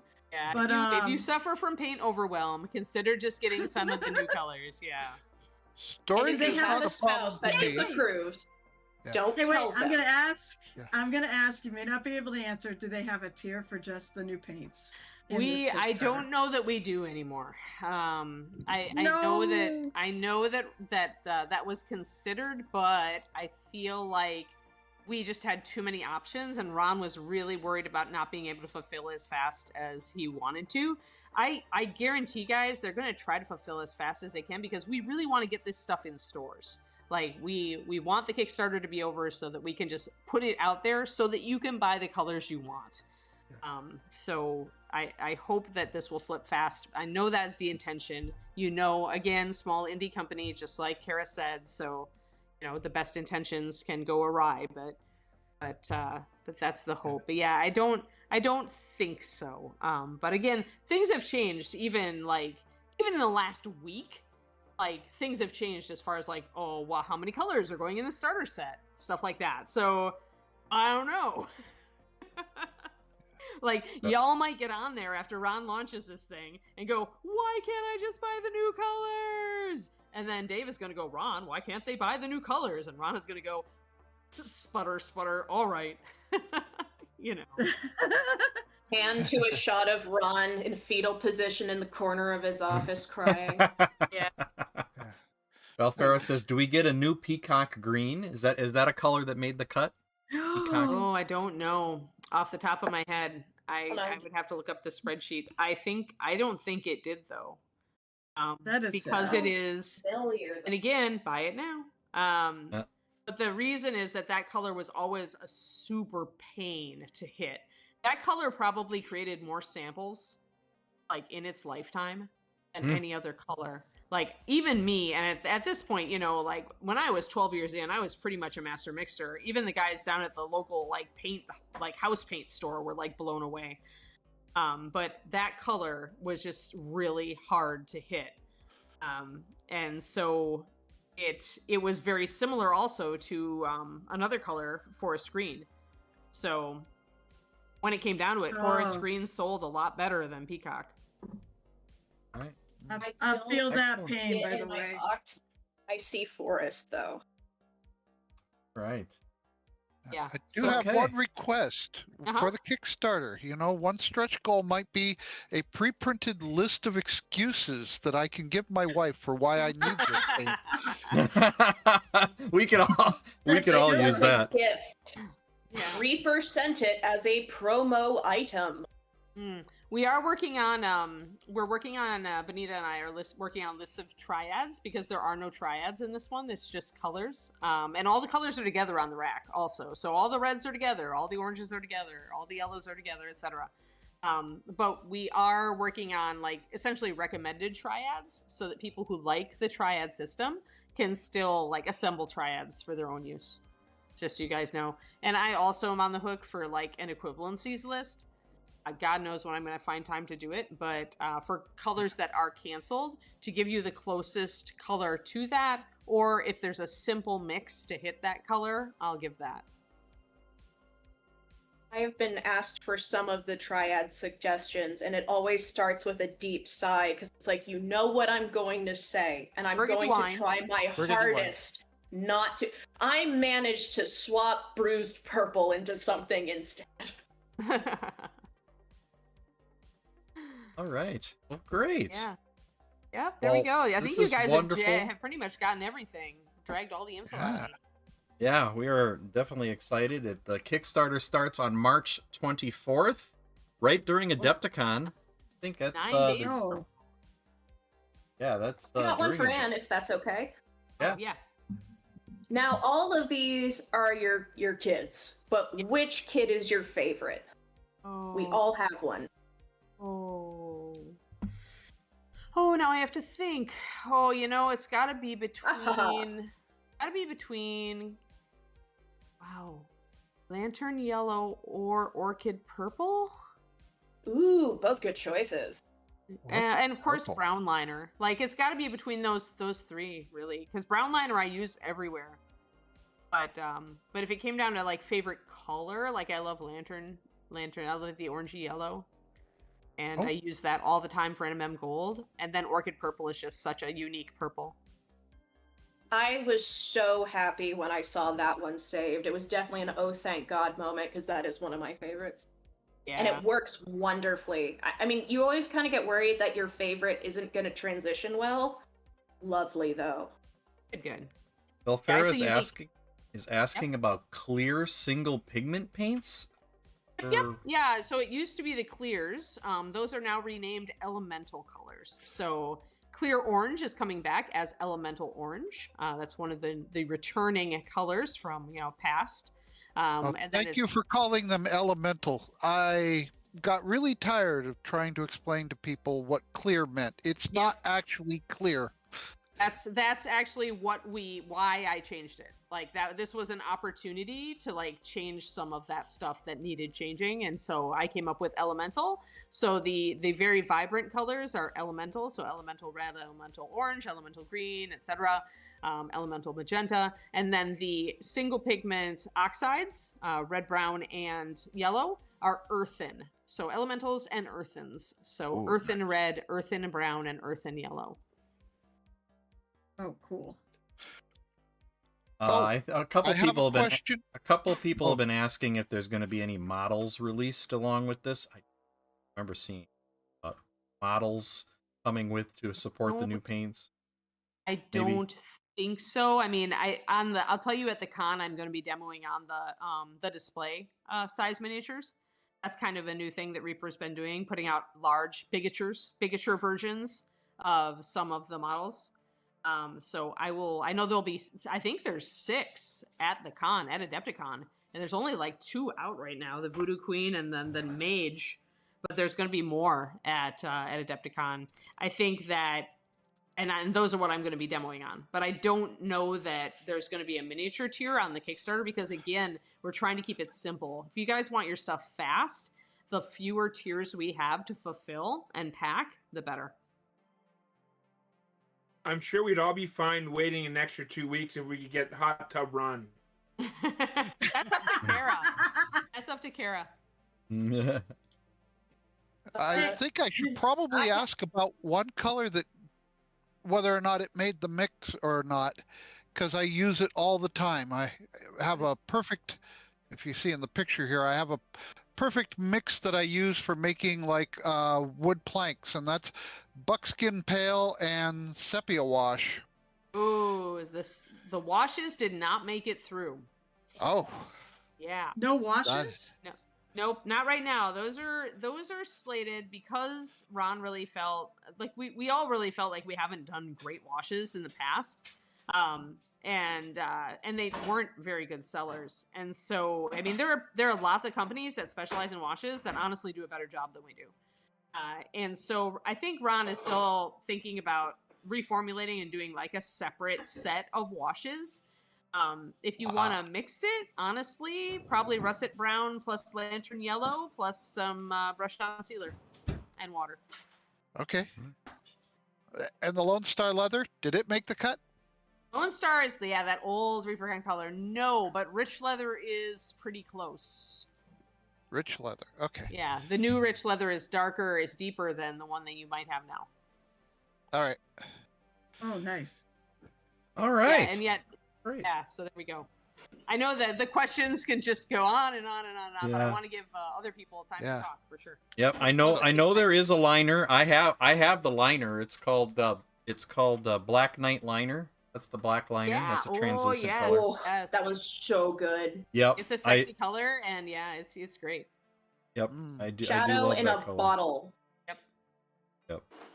All right. Awesome. Well, we're gonna leave some time here for Pocket Pigment as well to talk about the maple palette. But wow, excellent. Well, thank you so much, Anne, for coming and sharing about the new paints. I know there's a lot of excitement about them, and hey, we could always use more paints. I've already got my excuse. I gotta tell my wife that I have to get them. It's for the stream. So, it's a business expense. It's a business expense. There you go. It's a business expense. I have to share them with my viewers. Support local businesses. That's right. That's right. Alrighty, cool. Excellent. So I'm gonna mute. I hear stuff in the kitchen being clanged around because somebody is starting to make dinner. So all right. Well, good luck with the Kickstarter, and we look forward to the next steps for future creation. Yeah, and I look forward to seeing what you all think when you get it in your hands. All right, and we'll see you at Adepticon. Yeah, we'll see you there. All right. Thank you, Anne. Great. All right, Bye-bye, and thank you, Anne. Yep. Bye-bye. We're gonna switch over to Pocket Pigment. Thank you for your patience as we talk about the new paints. It's always such an exciting topic to talk about paints. So Much more exciting than me. Yeah. Plus, Reaper is sponsoring Maple Palette, so I gotta let him talk. Awesome. Yeah. So tell us a little bit about Maple Palette. I think we wanna know. You were here last year as well. It's been a year already. Hard to believe. But you were here last year promoting Maple Palette. How did last year's Maple Palette go? And what are you looking forward to this year? So last year was great. I think when we had this call last, it was a bit after the event, but I was in the early planning stages of this year. But yeah, last year went really well. We did like an early bird thing with our ticket sales where we had like a raffle, and it ended up becoming almost problematic because we sold out like in the first 2 weeks. We hit our capacity for the venue, which made things a bit tricky because it was getting like kind of closer to the events. We couldn't really get a new venue at that point. Plus, it gets a little sticky because we were working out of a friendly local game store in London, Ontario. But it went really great. There's lots of people there. I had like a backlist of people that were trying to get in that wanted tickets, but we just couldn't because we just didn't have enough seating for everybody there. But yeah, since then I was speaking with the game store planning next year or this year now, and we decided that like it wasn't really in their interest at the time because they're moving to a new location. And it's just a lot of resources for them to put in. So I kind of split off, and I pulled together some of my talented hobby friends to assist. So I kind of built a team over the last 8 months or so, and brought all these people together to kind of help out, which is going to be great to kind of divide some of these duties. Because if anybody's ever been to Maple Palette, they know that I spend most of the time running around like a chicken with its head cut off. So I guess what Maple Palette is, I should say. Maple Palette is a competition and event day that I run in London, Ontario. It has grown a lot faster than I expected it to. It's not like a huge convention or anything, but it is more populated than I expected it to be from the start, because it was kind of just like an idea I had after attending my first competition in Canada. It was the only one that I had known about at the time, Sword and Brush, which runs out of Burlington, I believe. And that's a great little competition, but there's just not enough in Canada. So I kind of wanted to start my own thing. I'd moved out to Strathroy from London, Ontario with my wife, and we had a child and stuff. So like it's a small town out here. I never got out enough, couldn't hobby with people as much. So I figured once a year I could like get out and see all my hobby friends and have a good time. But yeah, as I said, it's kind of escalated and grown to this bigger thing that is challenging as I'm quite busy, but also a lot of fun because I can just I get to meet a lot of great people. I have people reaching out to me all the time just to chat about hobby and stuff, and it's just nice to bring this community together, because that was kind of all I wanted really, was to get everybody in the area just kind of congregating and getting out of their little hobby holes, because I think a lot of us kind of get stuck in the routine of just sitting at home and painting our little guys and never really seeing anybody else in the community. Maybe just chatting through the internet and stuff, which is great, but it's a whole different thing when you get to hang out in person and show off your tiny little men. Yeah. Yeah. What I'm hearing is community first, competition second. So. Absolutely, yeah. That was from the ground up. That was kind of what I was shooting for. Like the event, it has like a little bit of everything. So like we have an open format competition, which open format, if you guys don't know what that is, I'm sure a lot of you do, but some might not. Essentially, every category that you can compete in, let's say like single fantasy miniature or whatever, you could have multiple gold, silver, or bronze winners, not just one, because you're competing against a grading system and not against each other. So it's not choosing like who is the state fair. best, but who. Well, that's sorry. Like a state fair. Yeah, kind of, right? So it's like if you hit all these marks, then you're at this level kind of thing, right? Which is great for getting people out. Like we don't like it doesn't mean that's lax, right? So yeah, we could hand out 20 gold medals, but that's not going to happen. And some people I've found have gotten upset by that because maybe they think that open format is a lot more laid back, but we also want to like maintain the integrity of the event, right? So like we from the beginning, like I established this and I tried to be strict but also open to like the fact that when you're starting an event, you're going to get a lot of people that are just from your like very immediate area, and that means you're ending up with this pool that is going to be quite varied in what you're going to get, or it might be very low on the end of the painting scale or very high, or likely in the middle. So that first event I didn't really know what to expect, but we ended up with a lot of people that were fairly talented that showed up, and I wanted to make sure that when somebody got a gold, they deserved a gold, right? If you just start giving out golds to everyone, then like what does that even mean anymore, right? But at the same time, it's a very friendly event, and we hand out like judge cards and stuff to people. We're starting to do that this year, just for entering the event, and we stay past the end of the event to try and give feedback to people and talk to them about like why they got what they did and what they can do to get ahead, or if they just want to yell at me, they can do that, but thankfully I haven't had that yet. But soon, I'm sure. Yeah, it's a very easy to approach competition for people that are starting to get into it, but we've got a lot of high-end painters as well, so it is also very competitive. There's a lot of high-end painters in Canada, but I just never see them because there's just not enough events here.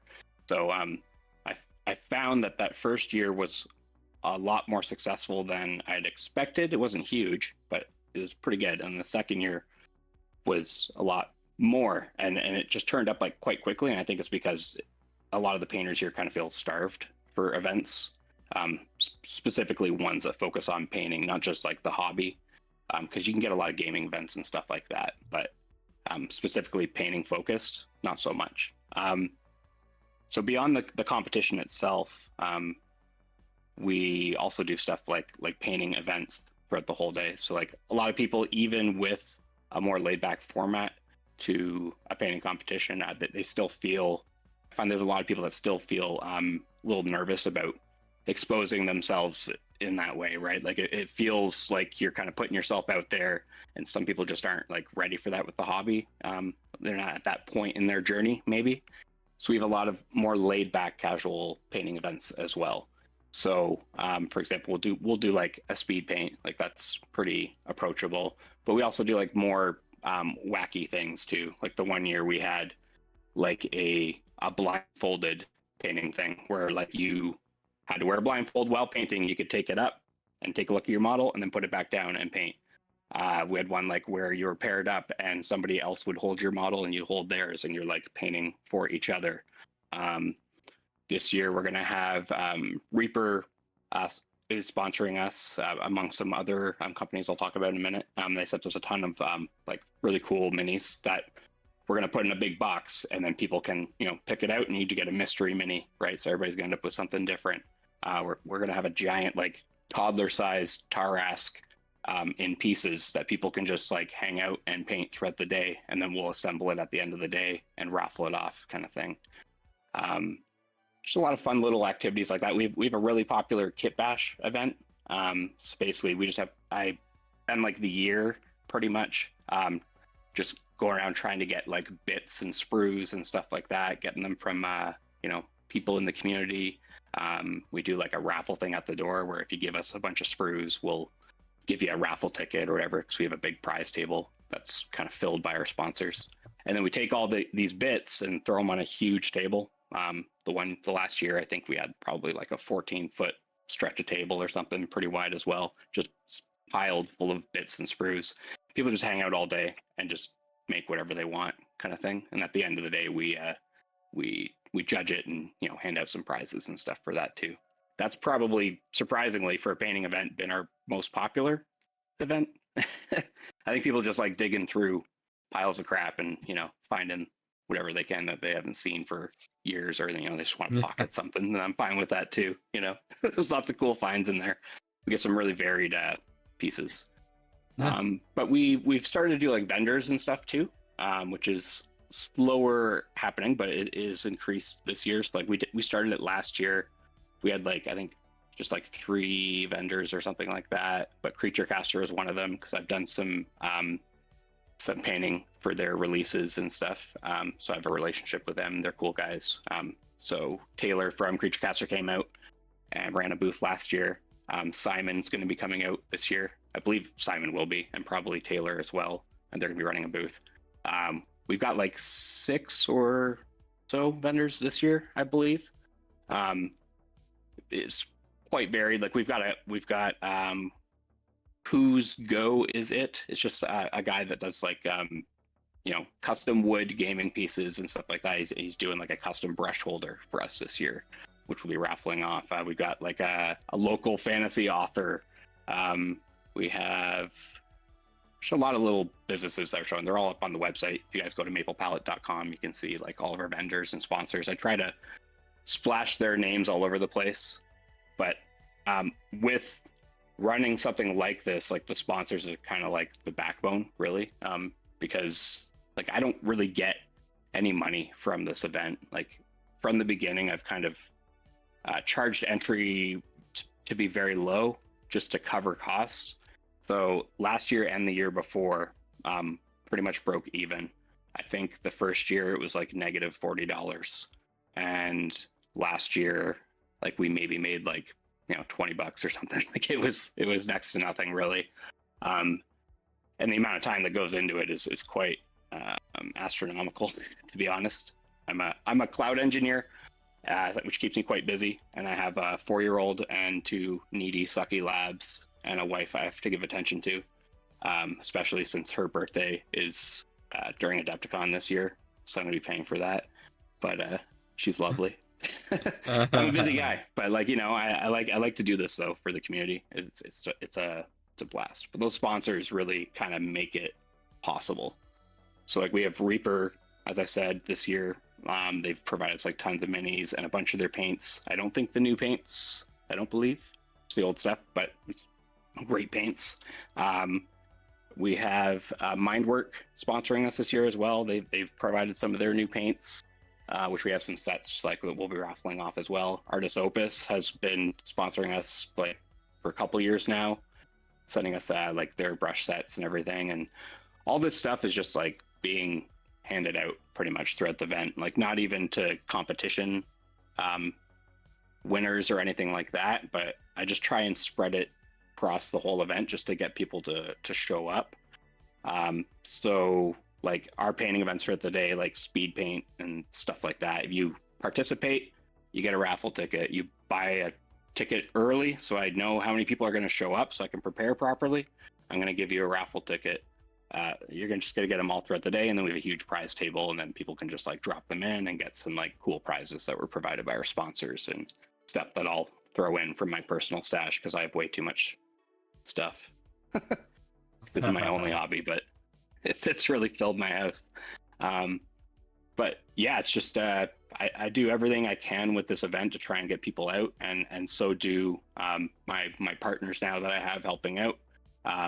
Got a bunch of people. They're all listed on the website, but I've got some people helping me just work with like vendors and marketing and like the competition.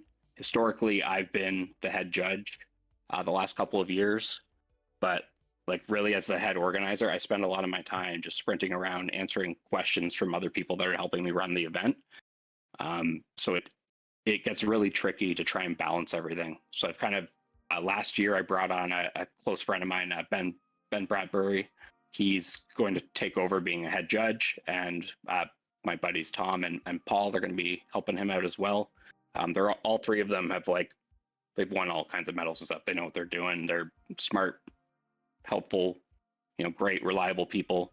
So they're gonna lead the competition this year and handle all of that, so I can focus more on keeping everything in check.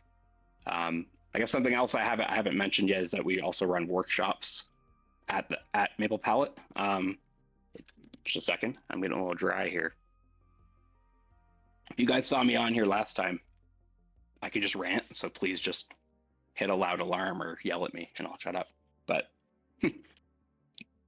Great we info. run workshops at Maple Palette. Yeah. I just it kind of spills out of me. You get me talking about something that I'm interested in. I won't stop. So yeah, we ran workshops the last couple of years. The first year it was kind of like we just got people to help us out, because like initially getting this event going, it's very much just trying to get the community to help support it and get those wheels in motion, and like working with a game store, Game Chamber. They're amazing store. If you're ever in the London area, check them out. But they really helped out a lot by providing a space and helping with like some advertising and stuff like that, providing staffing the day of.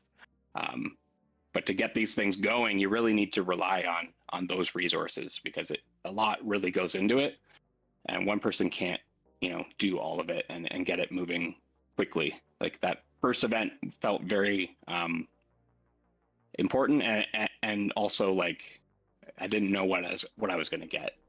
So what I did get was awesome. But the teachers that ran our workshops, like they were pretty much volunteers.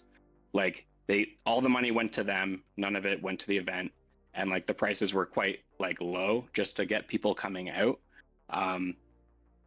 And then the next year we were able to start like increasing prices to make sure like teachers are getting their time paid back, right? So this year we have a modern synthesist, if you guys know who he is, or Mr. Pink. He's known for his like green stuffing and sculpting, stuff like that. I think he was in White Dwarf like last year or something for his like Tyranid work he's done. And then we also have Epic Duck coming, Mike Cousins. You guys may know him. He's done all those awesome duck sculpts. So yeah, he'll be coming out teaching a couple classes. So the two of them are running 2 different classes each.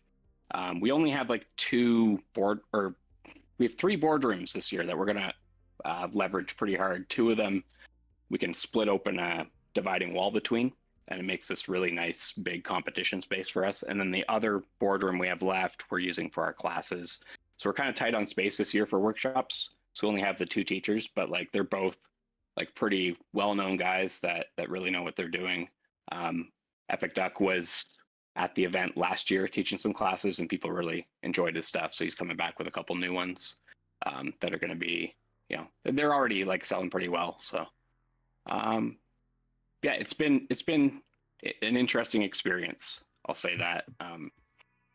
The beginning of every year for the last few years has been my busiest and most stressful, but also most fun time, with going to Adepticon and planning Maple Palette. But it's always rewarding, and it's great to just get out there and see all these people. I just need to get an established venue, because the last 2 years was at a game store, and now I'm shifting to this interesting law firm space, as I talked about earlier, which is beautiful. But I don't know if I'll be able to use it every year or not. But we just keep growing, so we're going to need to get some kind of stable venue so that people always know where it is, because I don't think this is going to be the last year. And it's only going to be, bigger than it has been the last couple of years. So, I'm always super stressed around this time of year, but I'm also just having a blast too, because Adepticon's amazing, Maple Palette is awesome, and then it's my birthday, and then I can just chill the rest of the year. There you go. There you go. Yeah. We did have one question. White Rabbit Wargaming says, as the con grows larger and wider spectrum of entries, do you think it might shift into a pro and standard tier for grading? I've had that question come up. I think we would have to see enough, I think we'd have to get to a certain size before we could make that call. At this point, I'm hoping I would like to hit 150 to 200 this year. I don't know if that's going to happen.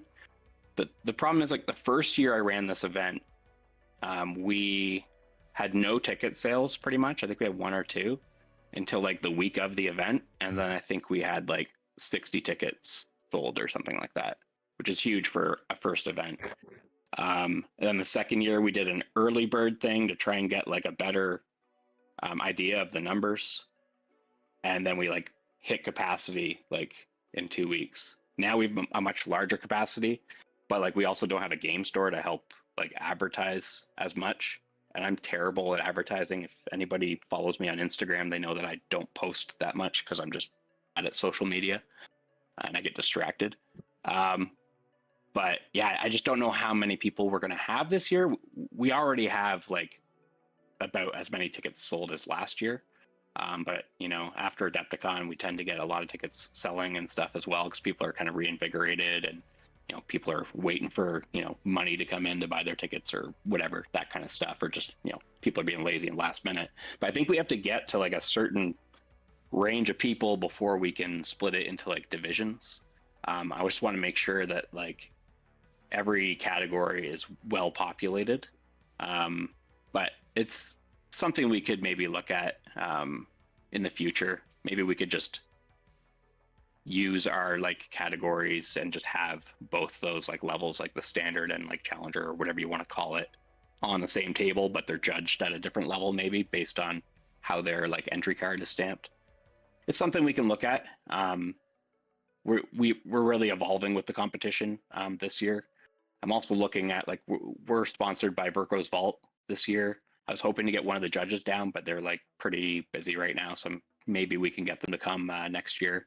But yeah, I'm gonna try and twist some arms at Adepticon and talk to some people. But yeah, it's evolving and it's being considered for sure. And if I can offer, I run hobby at Dragonfall, Wisconsin. If I can offer, if you want to sit down and talk at Adepticon, I'm happy to help you learn from my painful mistakes, and we can, you know, I'm happy to share that knowledge and help you grow that. It's fantastic. Yeah, that'd be fantastic for me. That's awesome. The car collector says London is near Buffalo. So I'm asking, I guess you have like people from the U.S. coming over there too? He's probably he's saying, does he need a passport? Probably need a passport. Yeah, I would imagine, or an enhanced driver's license. That's right. The what do they call it? The real ID. So you're gonna need a passport, but we're Canada, so people don't really care. You'll have a harder time coming back, from what I hear. I'm a little nervous going to the States right now, to be honest. But you know, I'm sure it's gonna be fine. Yeah, like we've had people like come in pretty far. So like Taylor from Creature Caster, he's from like Thunder Bay area, I think. I think it was like 7 hours or something away, he had said. And there was like a couple carloads of people that had come from out there. We have like lots of people that are coming from like, you know, a couple or a few hours away. Like Canada's such a huge place. So like finding the optimal place for it has been tricky because I want it to be near enough to me to make it easy for me to handle because I am pretty busy. But I also don't want to like go to Toronto because everything is in Toronto and it's just so crazy there. It gets more expensive. But like, yeah, like in the future, what I want to do is look at evolving to making this like a 2-day event. Because it's like, so right now, it's about like a 10-hour event or something like that. And it just like flies by. There's so much going on. There's so much to do. And it's like, I blink and then the day is over. I'm like, what the hell just happened? But I think like making it 2 days is going to just, you know, we have so much that we can do with the event and that we have been doing that we can easily fill 2 days. And then it also makes it maybe more appealing to some people that are traveling farther, that they're, you know, getting more out of their time or whatever. But, you know, if you guys travel, I mean, we make it worth your time. We just hand out stuff like all day, and we're very, you know, talkative and hands-on organizers. Like we're just wanting to hang out with everybody and chat, and like we're just as passionate as anybody else in this hobby, right? we usually do like a dinner afterwards and go out with people once we've kind of cleaned up, and we just like to hang out and chat late and stuff like that. So, if anybody wants to come out from far away, I will stay up until my eyes are bleeding to make it worth your time. But yeah, in the future, hopefully a 2-day event, so we can kind of stretch it for people that are coming from farther away. The eye bleeding thing, is that a promise or a threat? Go both ways.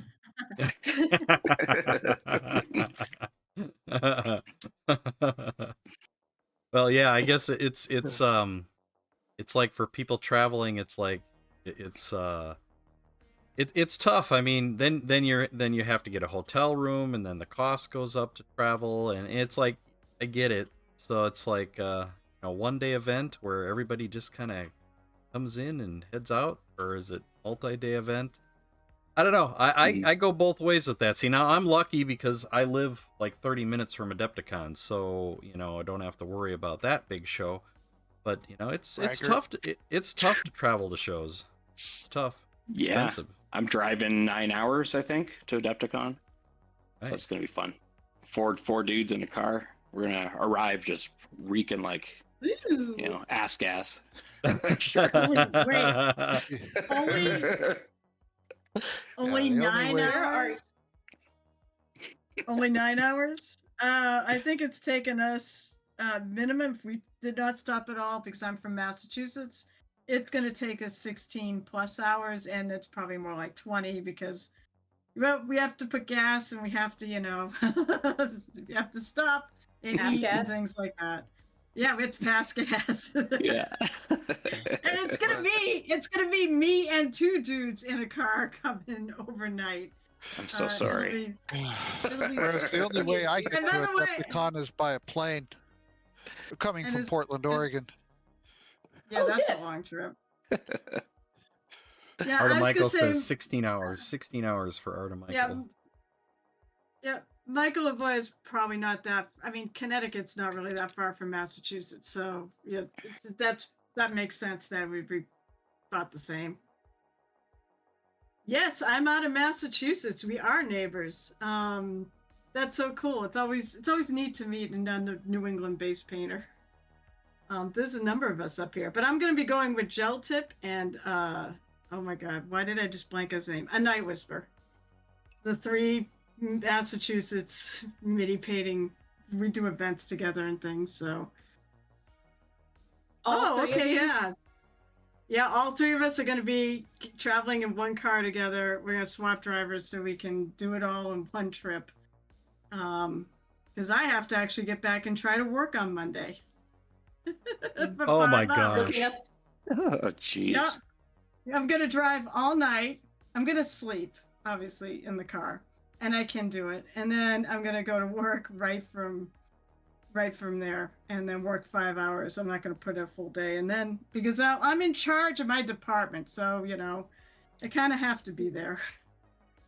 I took the Monday, but I took the Monday, but I'm sure I'm going to be a corpse on Tuesday for sure. I don't go anywhere, I'm a dad locked to a small town, so I go to Adepticon, and then I'm kind of dead for a week or 2. Although this maple palette thing does sound really cool, and if I could ever find a way, if it keeps growing, I feel like this is something that has a potential to really grow. You've got something I think people want. I think going to a 2-day event and maybe even beyond that, Friday, Saturday, Sunday probably would be really cool. I think you could work it into one of the bigger mini events in Canada. Yeah, it's something like I've had a lot of people bring up to me. I try to talk to a lot of people after the event to get feedback, and that's one of the things. Just like people are always saying that they feel like it's just like a whirlwind because so much is happening all day, and they feel like they're like, they do one thing, they might miss out on something else. And people just, they want more time to do everything, which I think is just gonna require that we move to a 2-day. The thing is, like, it's like I would have done it already like last year if I could have, but the cost like adds up so much more, right? Like I'm getting a venue for 2 days now. I got to get insurance for, you know, that extra day as well. And, you know, more supplies if there's more people, but then maybe the numbers aren't as good that year for some reason. I don't know. It all comes out of my own pocket, really. Yeah, my response would be, how much do you want to pay for a ticket? Yeah, right. I mean, it's true. Yeah, I had to increase it this year because, you know, there's a lot of supplies that we were able to use from a game store before, right? But, you know, now we got a venue. I had to think about insurance and you know, renting tables and stuff like that. So yeah, but moving to 2-day would be amazing. Yeah, it's just the cost. What and stuff, so. What do you charge now for a ticket? Right now it is, I think, an early bird ticket is, we sell 2 kinds of tickets. So we have a full event ticket, which means you can do everything and you can enter the main competition we have. Or there's a just events only, so no competition, everything else. So I think it's early bird price right now is like $25 for the events only, and then it's like $35 for the full. But I think it's sold out, the full early bird. But right now, like, if you get a ticket before April, then there's also like a raffle entry thing you get as well. So there's like a, you know, a raffle for like a Artist Opus brush set and like a custom like brush holder we had designed for Maple Palette. Yeah, so normally I think it's 30 and 40.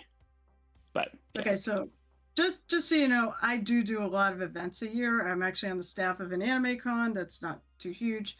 $25 is nothing to what people will pay. I mean, our anime con, I forget what we're going up to now. We're still under 100 for the weekend, but people will pay more to do something like this, especially if you're going a weekend, and especially if it sounds like an absolutely amazing event. Don't undercharge. You know, make sure you're charging enough. You don't have to make a profit. You just need to make for sure. ROI concept. Most of the cons they're not. I go to mostly non-profit cons, and the whole goal is usually just to make enough so that they can stay in business and keep the lights on. And you could. I feel like you definitely would be within your right to charge a lot more and for a 2-day con and go to a, you know, maybe a more real venue. Yeah. Check hotels or whatnot. So like funny enough is that, like, this is actually after a price hike.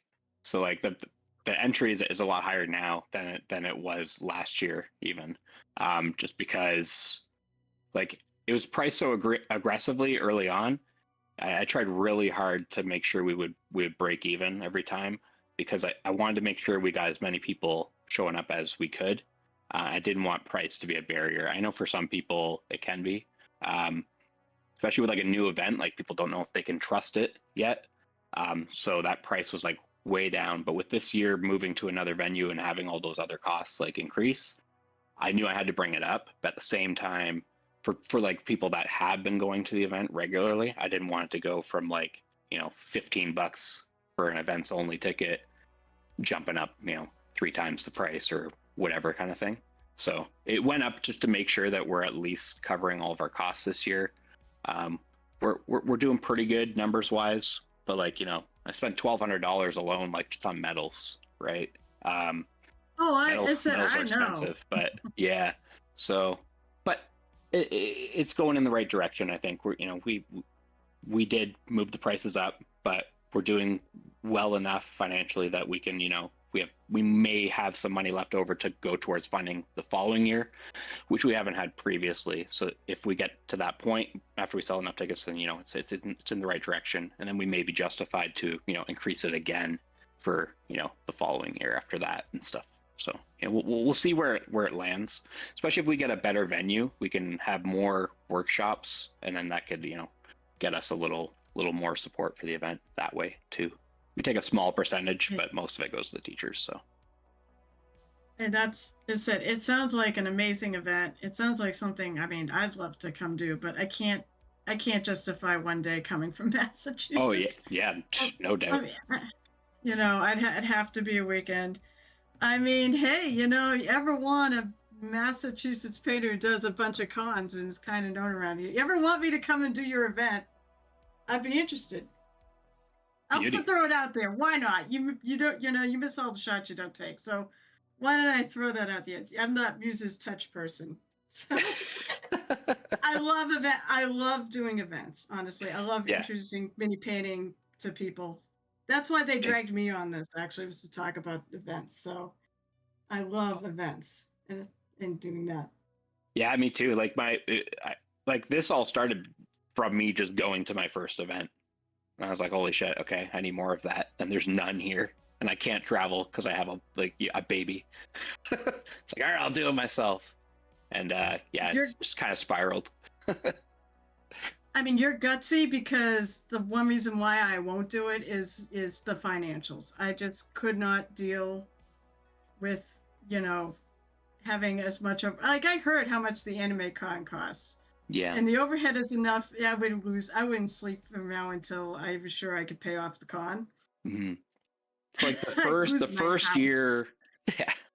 Like the first year, like that was a big thing, was having like the support of a local game store that I have a good relationship with. So like Game Chamber, the owner of that store, Tim Brown, I've known him for a while now, and like they were able, because they're a larger business, they're not dealing with like one person's income, so they were able to like kind of put some money up front, and then they would get that back from the event. They put a little bit of trust there, and it worked out, right? It kind of got us that momentum to get moving.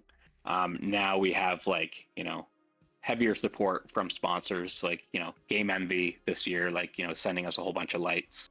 So we have, nice lighting for everybody, right? Mindwork and Reaper both sent us like tons of paints, and we got models and stuff like that, which, helps save on all those costs, right?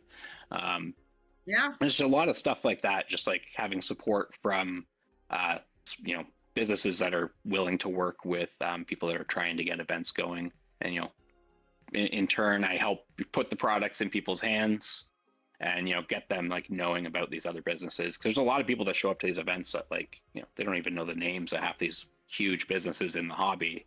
Maybe not huge, it's still a niche, but, the big names in our hobby, they don't know them for whatever reason, they're in their little smaller bubble. So I try and advertise that to our local community, put it all on our website, badly post things on Instagram. I got somebody helping out now, thankfully. But yeah, it's just like a relationship you got to build. But, most of my time gets spent doing that, like chasing down like sponsors and, just trying to get everything organized with them, reaching out to 100 sponsors and hearing back from 8 or whatever, right? That's a lot of emails, to be honest. But you did good. That's thanks. amazing. That's amazing that you put that much in, and you have such a great framework with these level of sponsors. Like these are all my favorite companies. Game Envy and Reaper. Yeah. Two of my favorite companies. I have one of those lights. That's what I'm using. Yeah, they're awesome. I love their lights. Yeah, and you know what? My first one broke, and they just sent me a new one right away. So. Yeah, I'm just so happy I get to store them at my house just in case. Lucky you. Yeah, right. Yeah. I host like the occasional like paint and hang at my place, and it's just another way I can tempt people to come to me. It doesn't hurt that Kid is one of the most genuinely amazing people in the industry. Period. End of sentence. Full stop. Oh yeah. Yeah, absolutely. Yeah, when mine broke, because basically I think I won the unlucky lottery that some of the Kickstarter ones failed their QC, but somehow ended up getting shipped. And as somebody who works in manufacturing myself, I know exactly how that happens. But basically, yeah, the metal just disintegrated. And so I sent him an email. They tried to get back to me, and I didn't get it. And then they sent him a second one, and then Kit emailed me personally. It said, "We want to get you a new one in your hands. Can you get us pictures?" And I did. And he basically said, "Yeah, that's what happened." And he must have shipped it express, because I literally got it like 2 days later. And I wanted it for a con the following weekend. I didn't think I was going to have it, but I did. And it just absolutely amazing customer service. And same thing for Reaper too. They have terrific customer service. Yeah, it's awesome. This is- I just love that it folds up so small. You just throw it in your backpack, kind of thing. You know, I love couldn't it. Yeah. yeah, I couldn't find a spot at Fort Wapple last year, so I just pulled a little table over and popped out my own light, and it's good to go. Oh, you saying I should bring mine to Adepticon? Maybe. I have to lug it around though. I mean, Sometimes you gotta wait for a spot, But Well, if you sit at the Paint and Pass, we got 2 of them because Kit was my first sponsor for the charity Paint and Pass. So, you can always come and paint with us on stream. I already said I'm gonna. I know. You were Fort Wapple and the Paint and Pass were like the things on my list of things to do. Other than the Golden Demon and things. Yeah, you just wait until you can snag a spot, and then you just never leave. That's the trick. That's what I do. Yeah, you need a really big coat. You can leave there. Wait, Who if needs you never sleep or leave though, bathroom how does breaks? anyone? Yeah, if you never leave though, how does anyone get a spot? Not everybody knows the trick. Eventually, someone gets hungry. Yeah. I just Bribery. Telling people there's free drinks at the bar right now, but you have to go. You have to take all your Take all stuff your with you. I wish those drinks were free. I think I paid $14 for a beer. Oh. They're handing out free That's rough. Mirko's vault coins. Yeah. I should have known they didn't Oh, have any. They didn't have any prices, so I just said one beer, please. And they said, okay, 1 mortgage payment, please. I'm glad I don't really drink. This is the times I'm glad I actually really don't drink that often. I drink more on my own stream than I do anywhere else. Is that because let's of your see. cat or Is that because of what? your chat? Or Yeah, I do have I have a channel point reward for taking shots, but it's limited. Oh, I was to just talking about 3. the Doesn't have people. heartbreak. Oh, the people do. Well, the people do it, of course. That's why. Yeah, my chat friggin', does. They cash in their points, and I have to take a shot now and then. But it is funny. I really don't drink outside. I don't drink outside of my stream. It's pretty funny. I drink more here than anywhere else. Well, given my unemployment status, this is going to be the first time that I come and I don't bring at least 3 bottles of something to share at the Paint and Pass. As long as you can get it by security. Back to My the biggest problem with vodka it- my- water bottle thing. My biggest problem with Adepticon last year was the lack of food places. Everything was out of food the second day we were there. We had to travel across the city to find something, but there was some good eats once we found them. Yeah, there's a mall right across the street called the Third Street Mall or something like that, and that they've got tons of restaurants right across the street. Yeah, we went there the second day, I think it was, and almost every one of the restaurants was out of food except for a couple of them. Wow.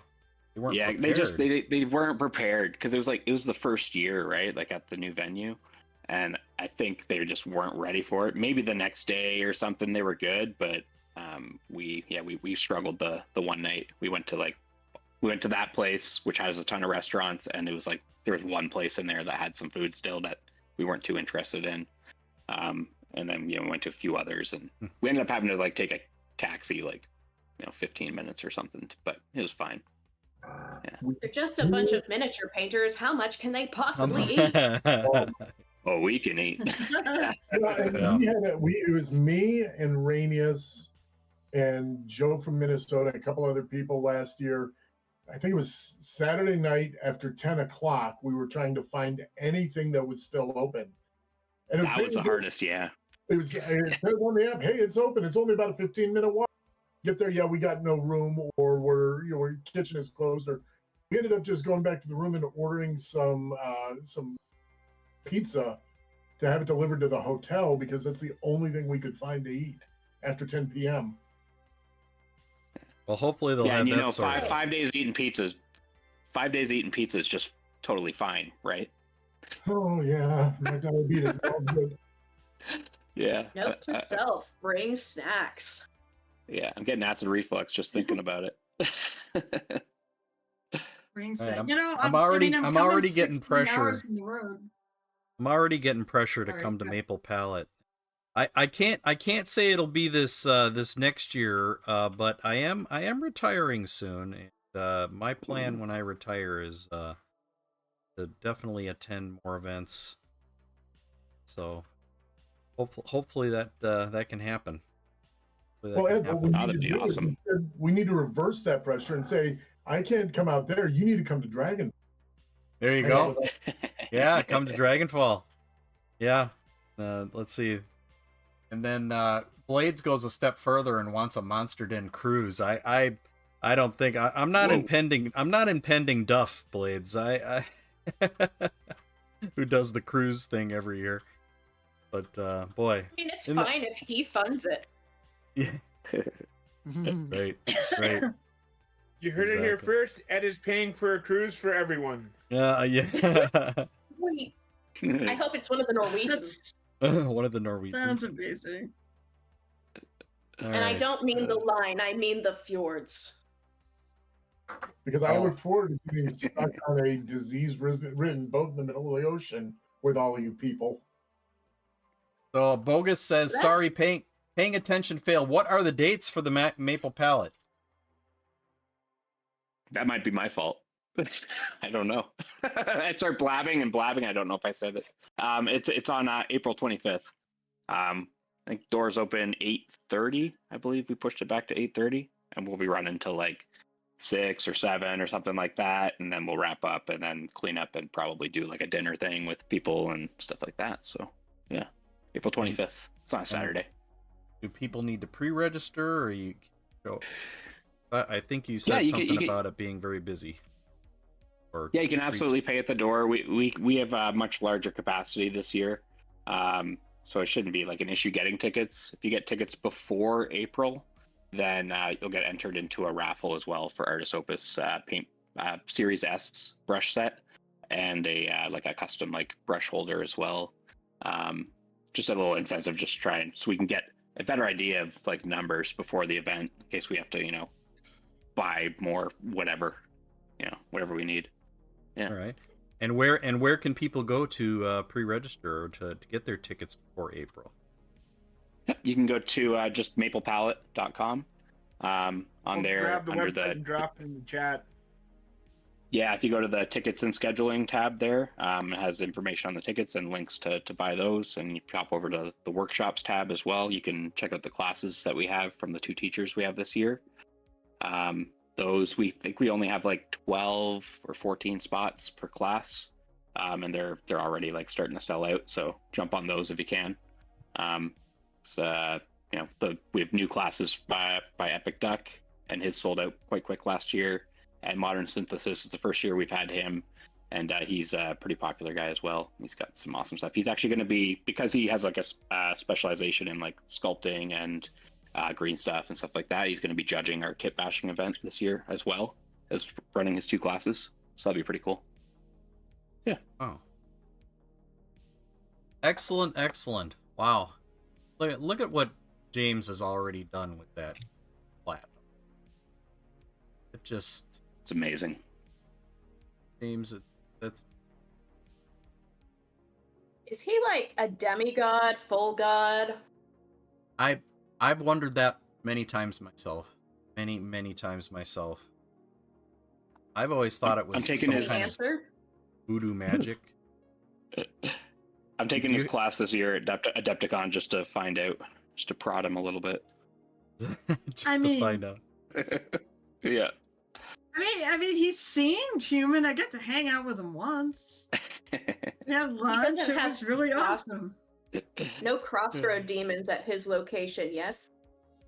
No crossroad demons at his location. Did not see any. Nope, did not see any when I went and hung out. Is this a Well, I think general it's- reference or a supernatural reference? I am That's a good not question. going to elaborate. Okay, good. I hope it's supernatural. my wife and I's like guilty pleasure show. Yeah, I've been going through with my husband, and I was very disappointed because we did the WB tour and they barely had any merch. It was like, I think, one shirt and maybe a keychain. And we went to Madness Games and Comics in Plano today. More Supernatural merch than they had at the actual WB store. That's crazy. Not that I would notice. I was roommates with sad. I was roommates with a girl who worked on the set. She was like a gopher for them. Oh, sweet. Apparently the what was that, sorry? Sweet. Oh yeah. Apparently they the two main actors, Jared and whatever the other guy's name is, they would come in on like Jensen. little like mini bike. Yeah, Jensen. They come in on little mini bikes every day onto the set. They are funny as hell. Like if you watch the behind the scenes, like they go around to conventions and they basically do stand up. That's awesome.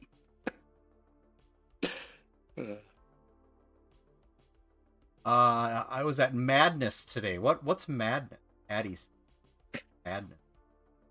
Madness Games and Comics is it's like the Walmart of game stores down in Plano, Texas. It's about 45 to 50 minutes away from where ReaperCon takes place.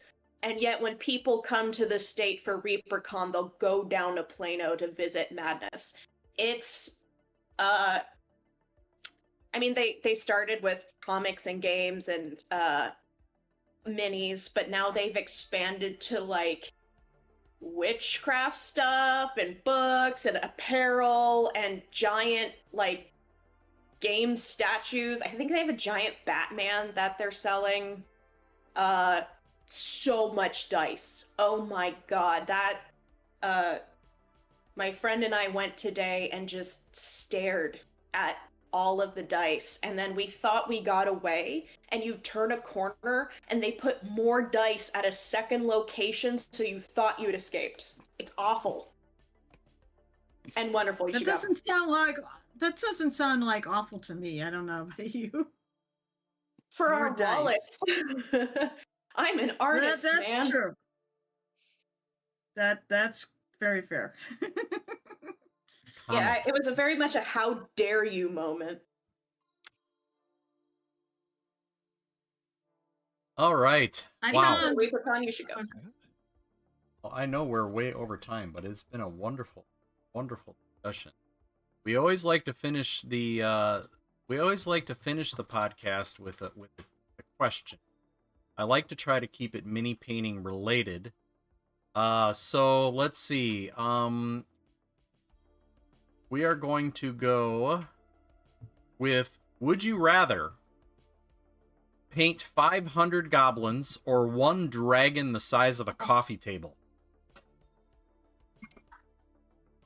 Oh god. Dragon, hands down, dragon. I can't do repetition. I'll do the Dargan as well. Dragon. Wow, dragon the size of a coffee table. Yeah, dragon for me too. Oh hell yeah!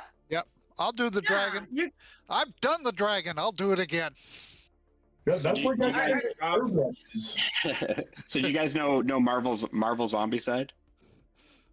Yeah. Marvel Zombicide. Yeah. So I almost ended up doing a commission of the Galactus model from that game. If you guys have ever seen that thing, it's like the size of a toddler. So I said yes to a buddy of mine to do that, thinking how bad could it be, and then he brought it to me, and I immediately bailed. So I will absolutely talking take the like goblins because A holy, hardy, was that sorry? hardy toddler, malnourished toddler. They come in all shapes and Um, sizes, man. Yeah, I would say malnourished, but still scary enough. Okay. I mean, toddlers are scary, all of them. Yeah, it didn't help that it had interchangeable parts. So, when you added multiple heads and hands. Wait, are we But- still talking about toddlers? oh wow. I mean, all toddlers have interchangeable parts, but your government might not care for it. If you try hard and believe in yourself. Have Anything is you possible. heard about our government? They might not have a problem. Yeah, true. Oh my god. Anything to make a buck, you guys.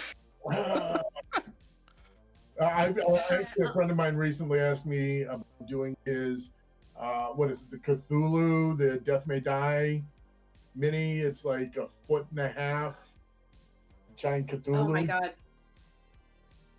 Yeah, It's White gonna be Rabbit fun. says That no thing's air. huge. Yeah, definitely no airbrush allowed for this challenge. No airbrush to paint. You Yeah. have to paint it with a number. Oh, You have to paint it with a number 2 brush. Nah, In 7 days? come on. Yeah, they didn't give a happened in time 7 limit, that's fine. days. I gotta make it a that's gonna be- challenge, I think that guys. may be 4-inch Oh, house shit. painting brush. Damn it, that changes it because I was gonna say without a doubt the dragon. I'm just gonna use cans of spray paint and Yeah, large okay. brushes. I mean, All right, if you what can't else use is an it? airbrush and you must use a number 2 brush, does that change your answer to 500 Oh. goblins? No. What about Okay. finger Alright. painting? Can we do that with like Nah. Crayola stuff? Finger I painting. think- I mean, I'll do it. I think I'd still do the dragon. Yeah. And I'd like to add something into this discussion. He never said it has to be good. That's true. That's true. That's fair. I mean, But you If I'm know painting you it, you I'm know not from the either way. first Kickstarter. So I'm like, I've done it. That thing was the size of a house cat, and I painted it with a brush. I'll do mine like Jackson Pollock, just start throwing paint at it. you know you with would the want it to look goblins, good. I would have to just dunk them in a can if I was going to do that. At least I can attack a dragon in one go, properly. Yeah, but as a miniature painter, that wouldn't be a miniature. But as a painter, you know you would want it to look good. You know it. I don't think. Depends on the I mean, goal. not wrong. Not wrong. Good is If there's a joke involved, I will do anything. good is subjective. I mean, True. You know, That again, is Jackson subjective. Pollock. Everybody thinks that work is good. So why can't I do that to my dragon and have it good? I guess you can. I guess you can. Done is good. Done is good. Yeah, there you go. Done is good. done is better. All right. Excellent. Oh, Nala has joined us. So this is Nala the watching. Oh, Nala Keto. Yeah. Now, my question to you back is which one did you expect us to pick? Honestly, I figured it would be the dragons because I've personally painted over almost 200 grots, and it was I would for one ever. But personally, yeah, I figured the dragons because dragons are cooler for one thing, and who wants Yeah, to true. who wants to Yeah. paint 500 goblins? Goblins. I don't have enough orange Oh. paint. do. James Goblins? is coming in with yeah, because you paint like 3 of those every 5 minutes, right? Goblins, and they would all be done like the mimes of Moria. It would be French, and they would be street mimes. Yeah. Oh my god. I'd like I to love also it. pitch that dragons are not cooler because goblins are wonderfully unhinged. You could do all sorts of things with goblins, but 500 is excessive. You know, if you said 50, I would be like, okay, I'll do the god. Oh, hell yeah. Like, I don't even But, like repetition, but like one would 500? be polka dot. Yeah, but if 500's too excessive. The sport of goblin yeeting. That's what I would do. I would yeet all the goblins across the God. room. That's what I would do. Man. You wake up in fair. the middle of the night and they're all Toy Storied on your bed watching you. Oh man. Oh, that's gonna give me nightmares. Oh my You're goodness. welcome. You Thanks. invited me here. Yeah. Wow. Ugh. Oh yeah. Toy Story, just like the little toy soldiers instead of goblins. Oh my. No, thank you. No, thank you. Wow. All right. Wow, I James, got that is my absolutely answer. amazing. Both of That's them. absolutely. I'll do it all. Incredible. Yeah. I wish I could. I wish I could paint at that level that fast. I don't think it's possible. I know what would happen if I know what would happen if I got them all. They would just go in my pile of shame or my closet of shame because it is a closet. And that's where they would go. And they wouldn't get worked on at all. He also did not say anything about time limits along with quality. That's right. He just said, would you Hmm. rather paint? That's right. So it Yes, can go in my closet. Yeah. This is why I say chaotic lawful is possible. Okay. I was Oh just man. thinking in this internet age, you could paint one goblin and then Photoshop him 499 times. Wow, you're really, That's really great. good at maintaining quality. And It's the same 500 angle. different goblin. It's 500 different goblin minis. No two are the same. Mm, Hmm. that'd be tough. Hmm. Be a lot of Only paint. 500.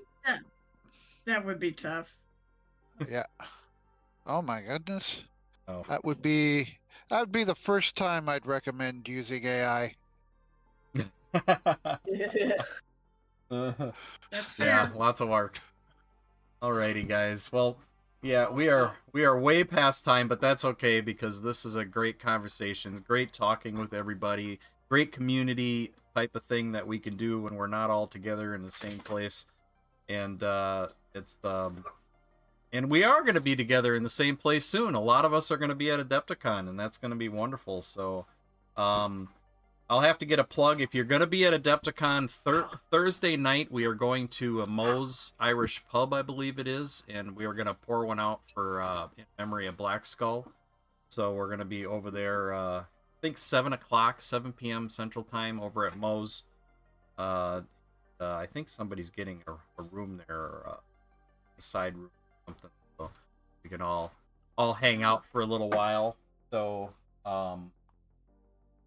And if I may, Ed, put a quick Yeah. plug in. We've got Absolutely. once again, we will be doing the Kathy charity. Come and find us. Come and contribute to the model, to the diorama, and additionally, Dragonfall is hosting an after Saturday night featuring the Goff Rockers at X-Ray Arcade. I think the tickets are $10, and the cover is going to the charitable foundation, and they're also going to have a special drink as well. So come out and hang out and enjoy some. All right, what day is the X-Ray Arcade again? That's Saturday night. Saturday night. That was a good time Yep. last time. Yep. And Let me know, I have to admit I'm not the rocker kind of person, but we all still had a great awesome time there. A lot of fun. my kid was impressed that I got into the mosh pit. Your opportunity to get into a mosh pit. There you go.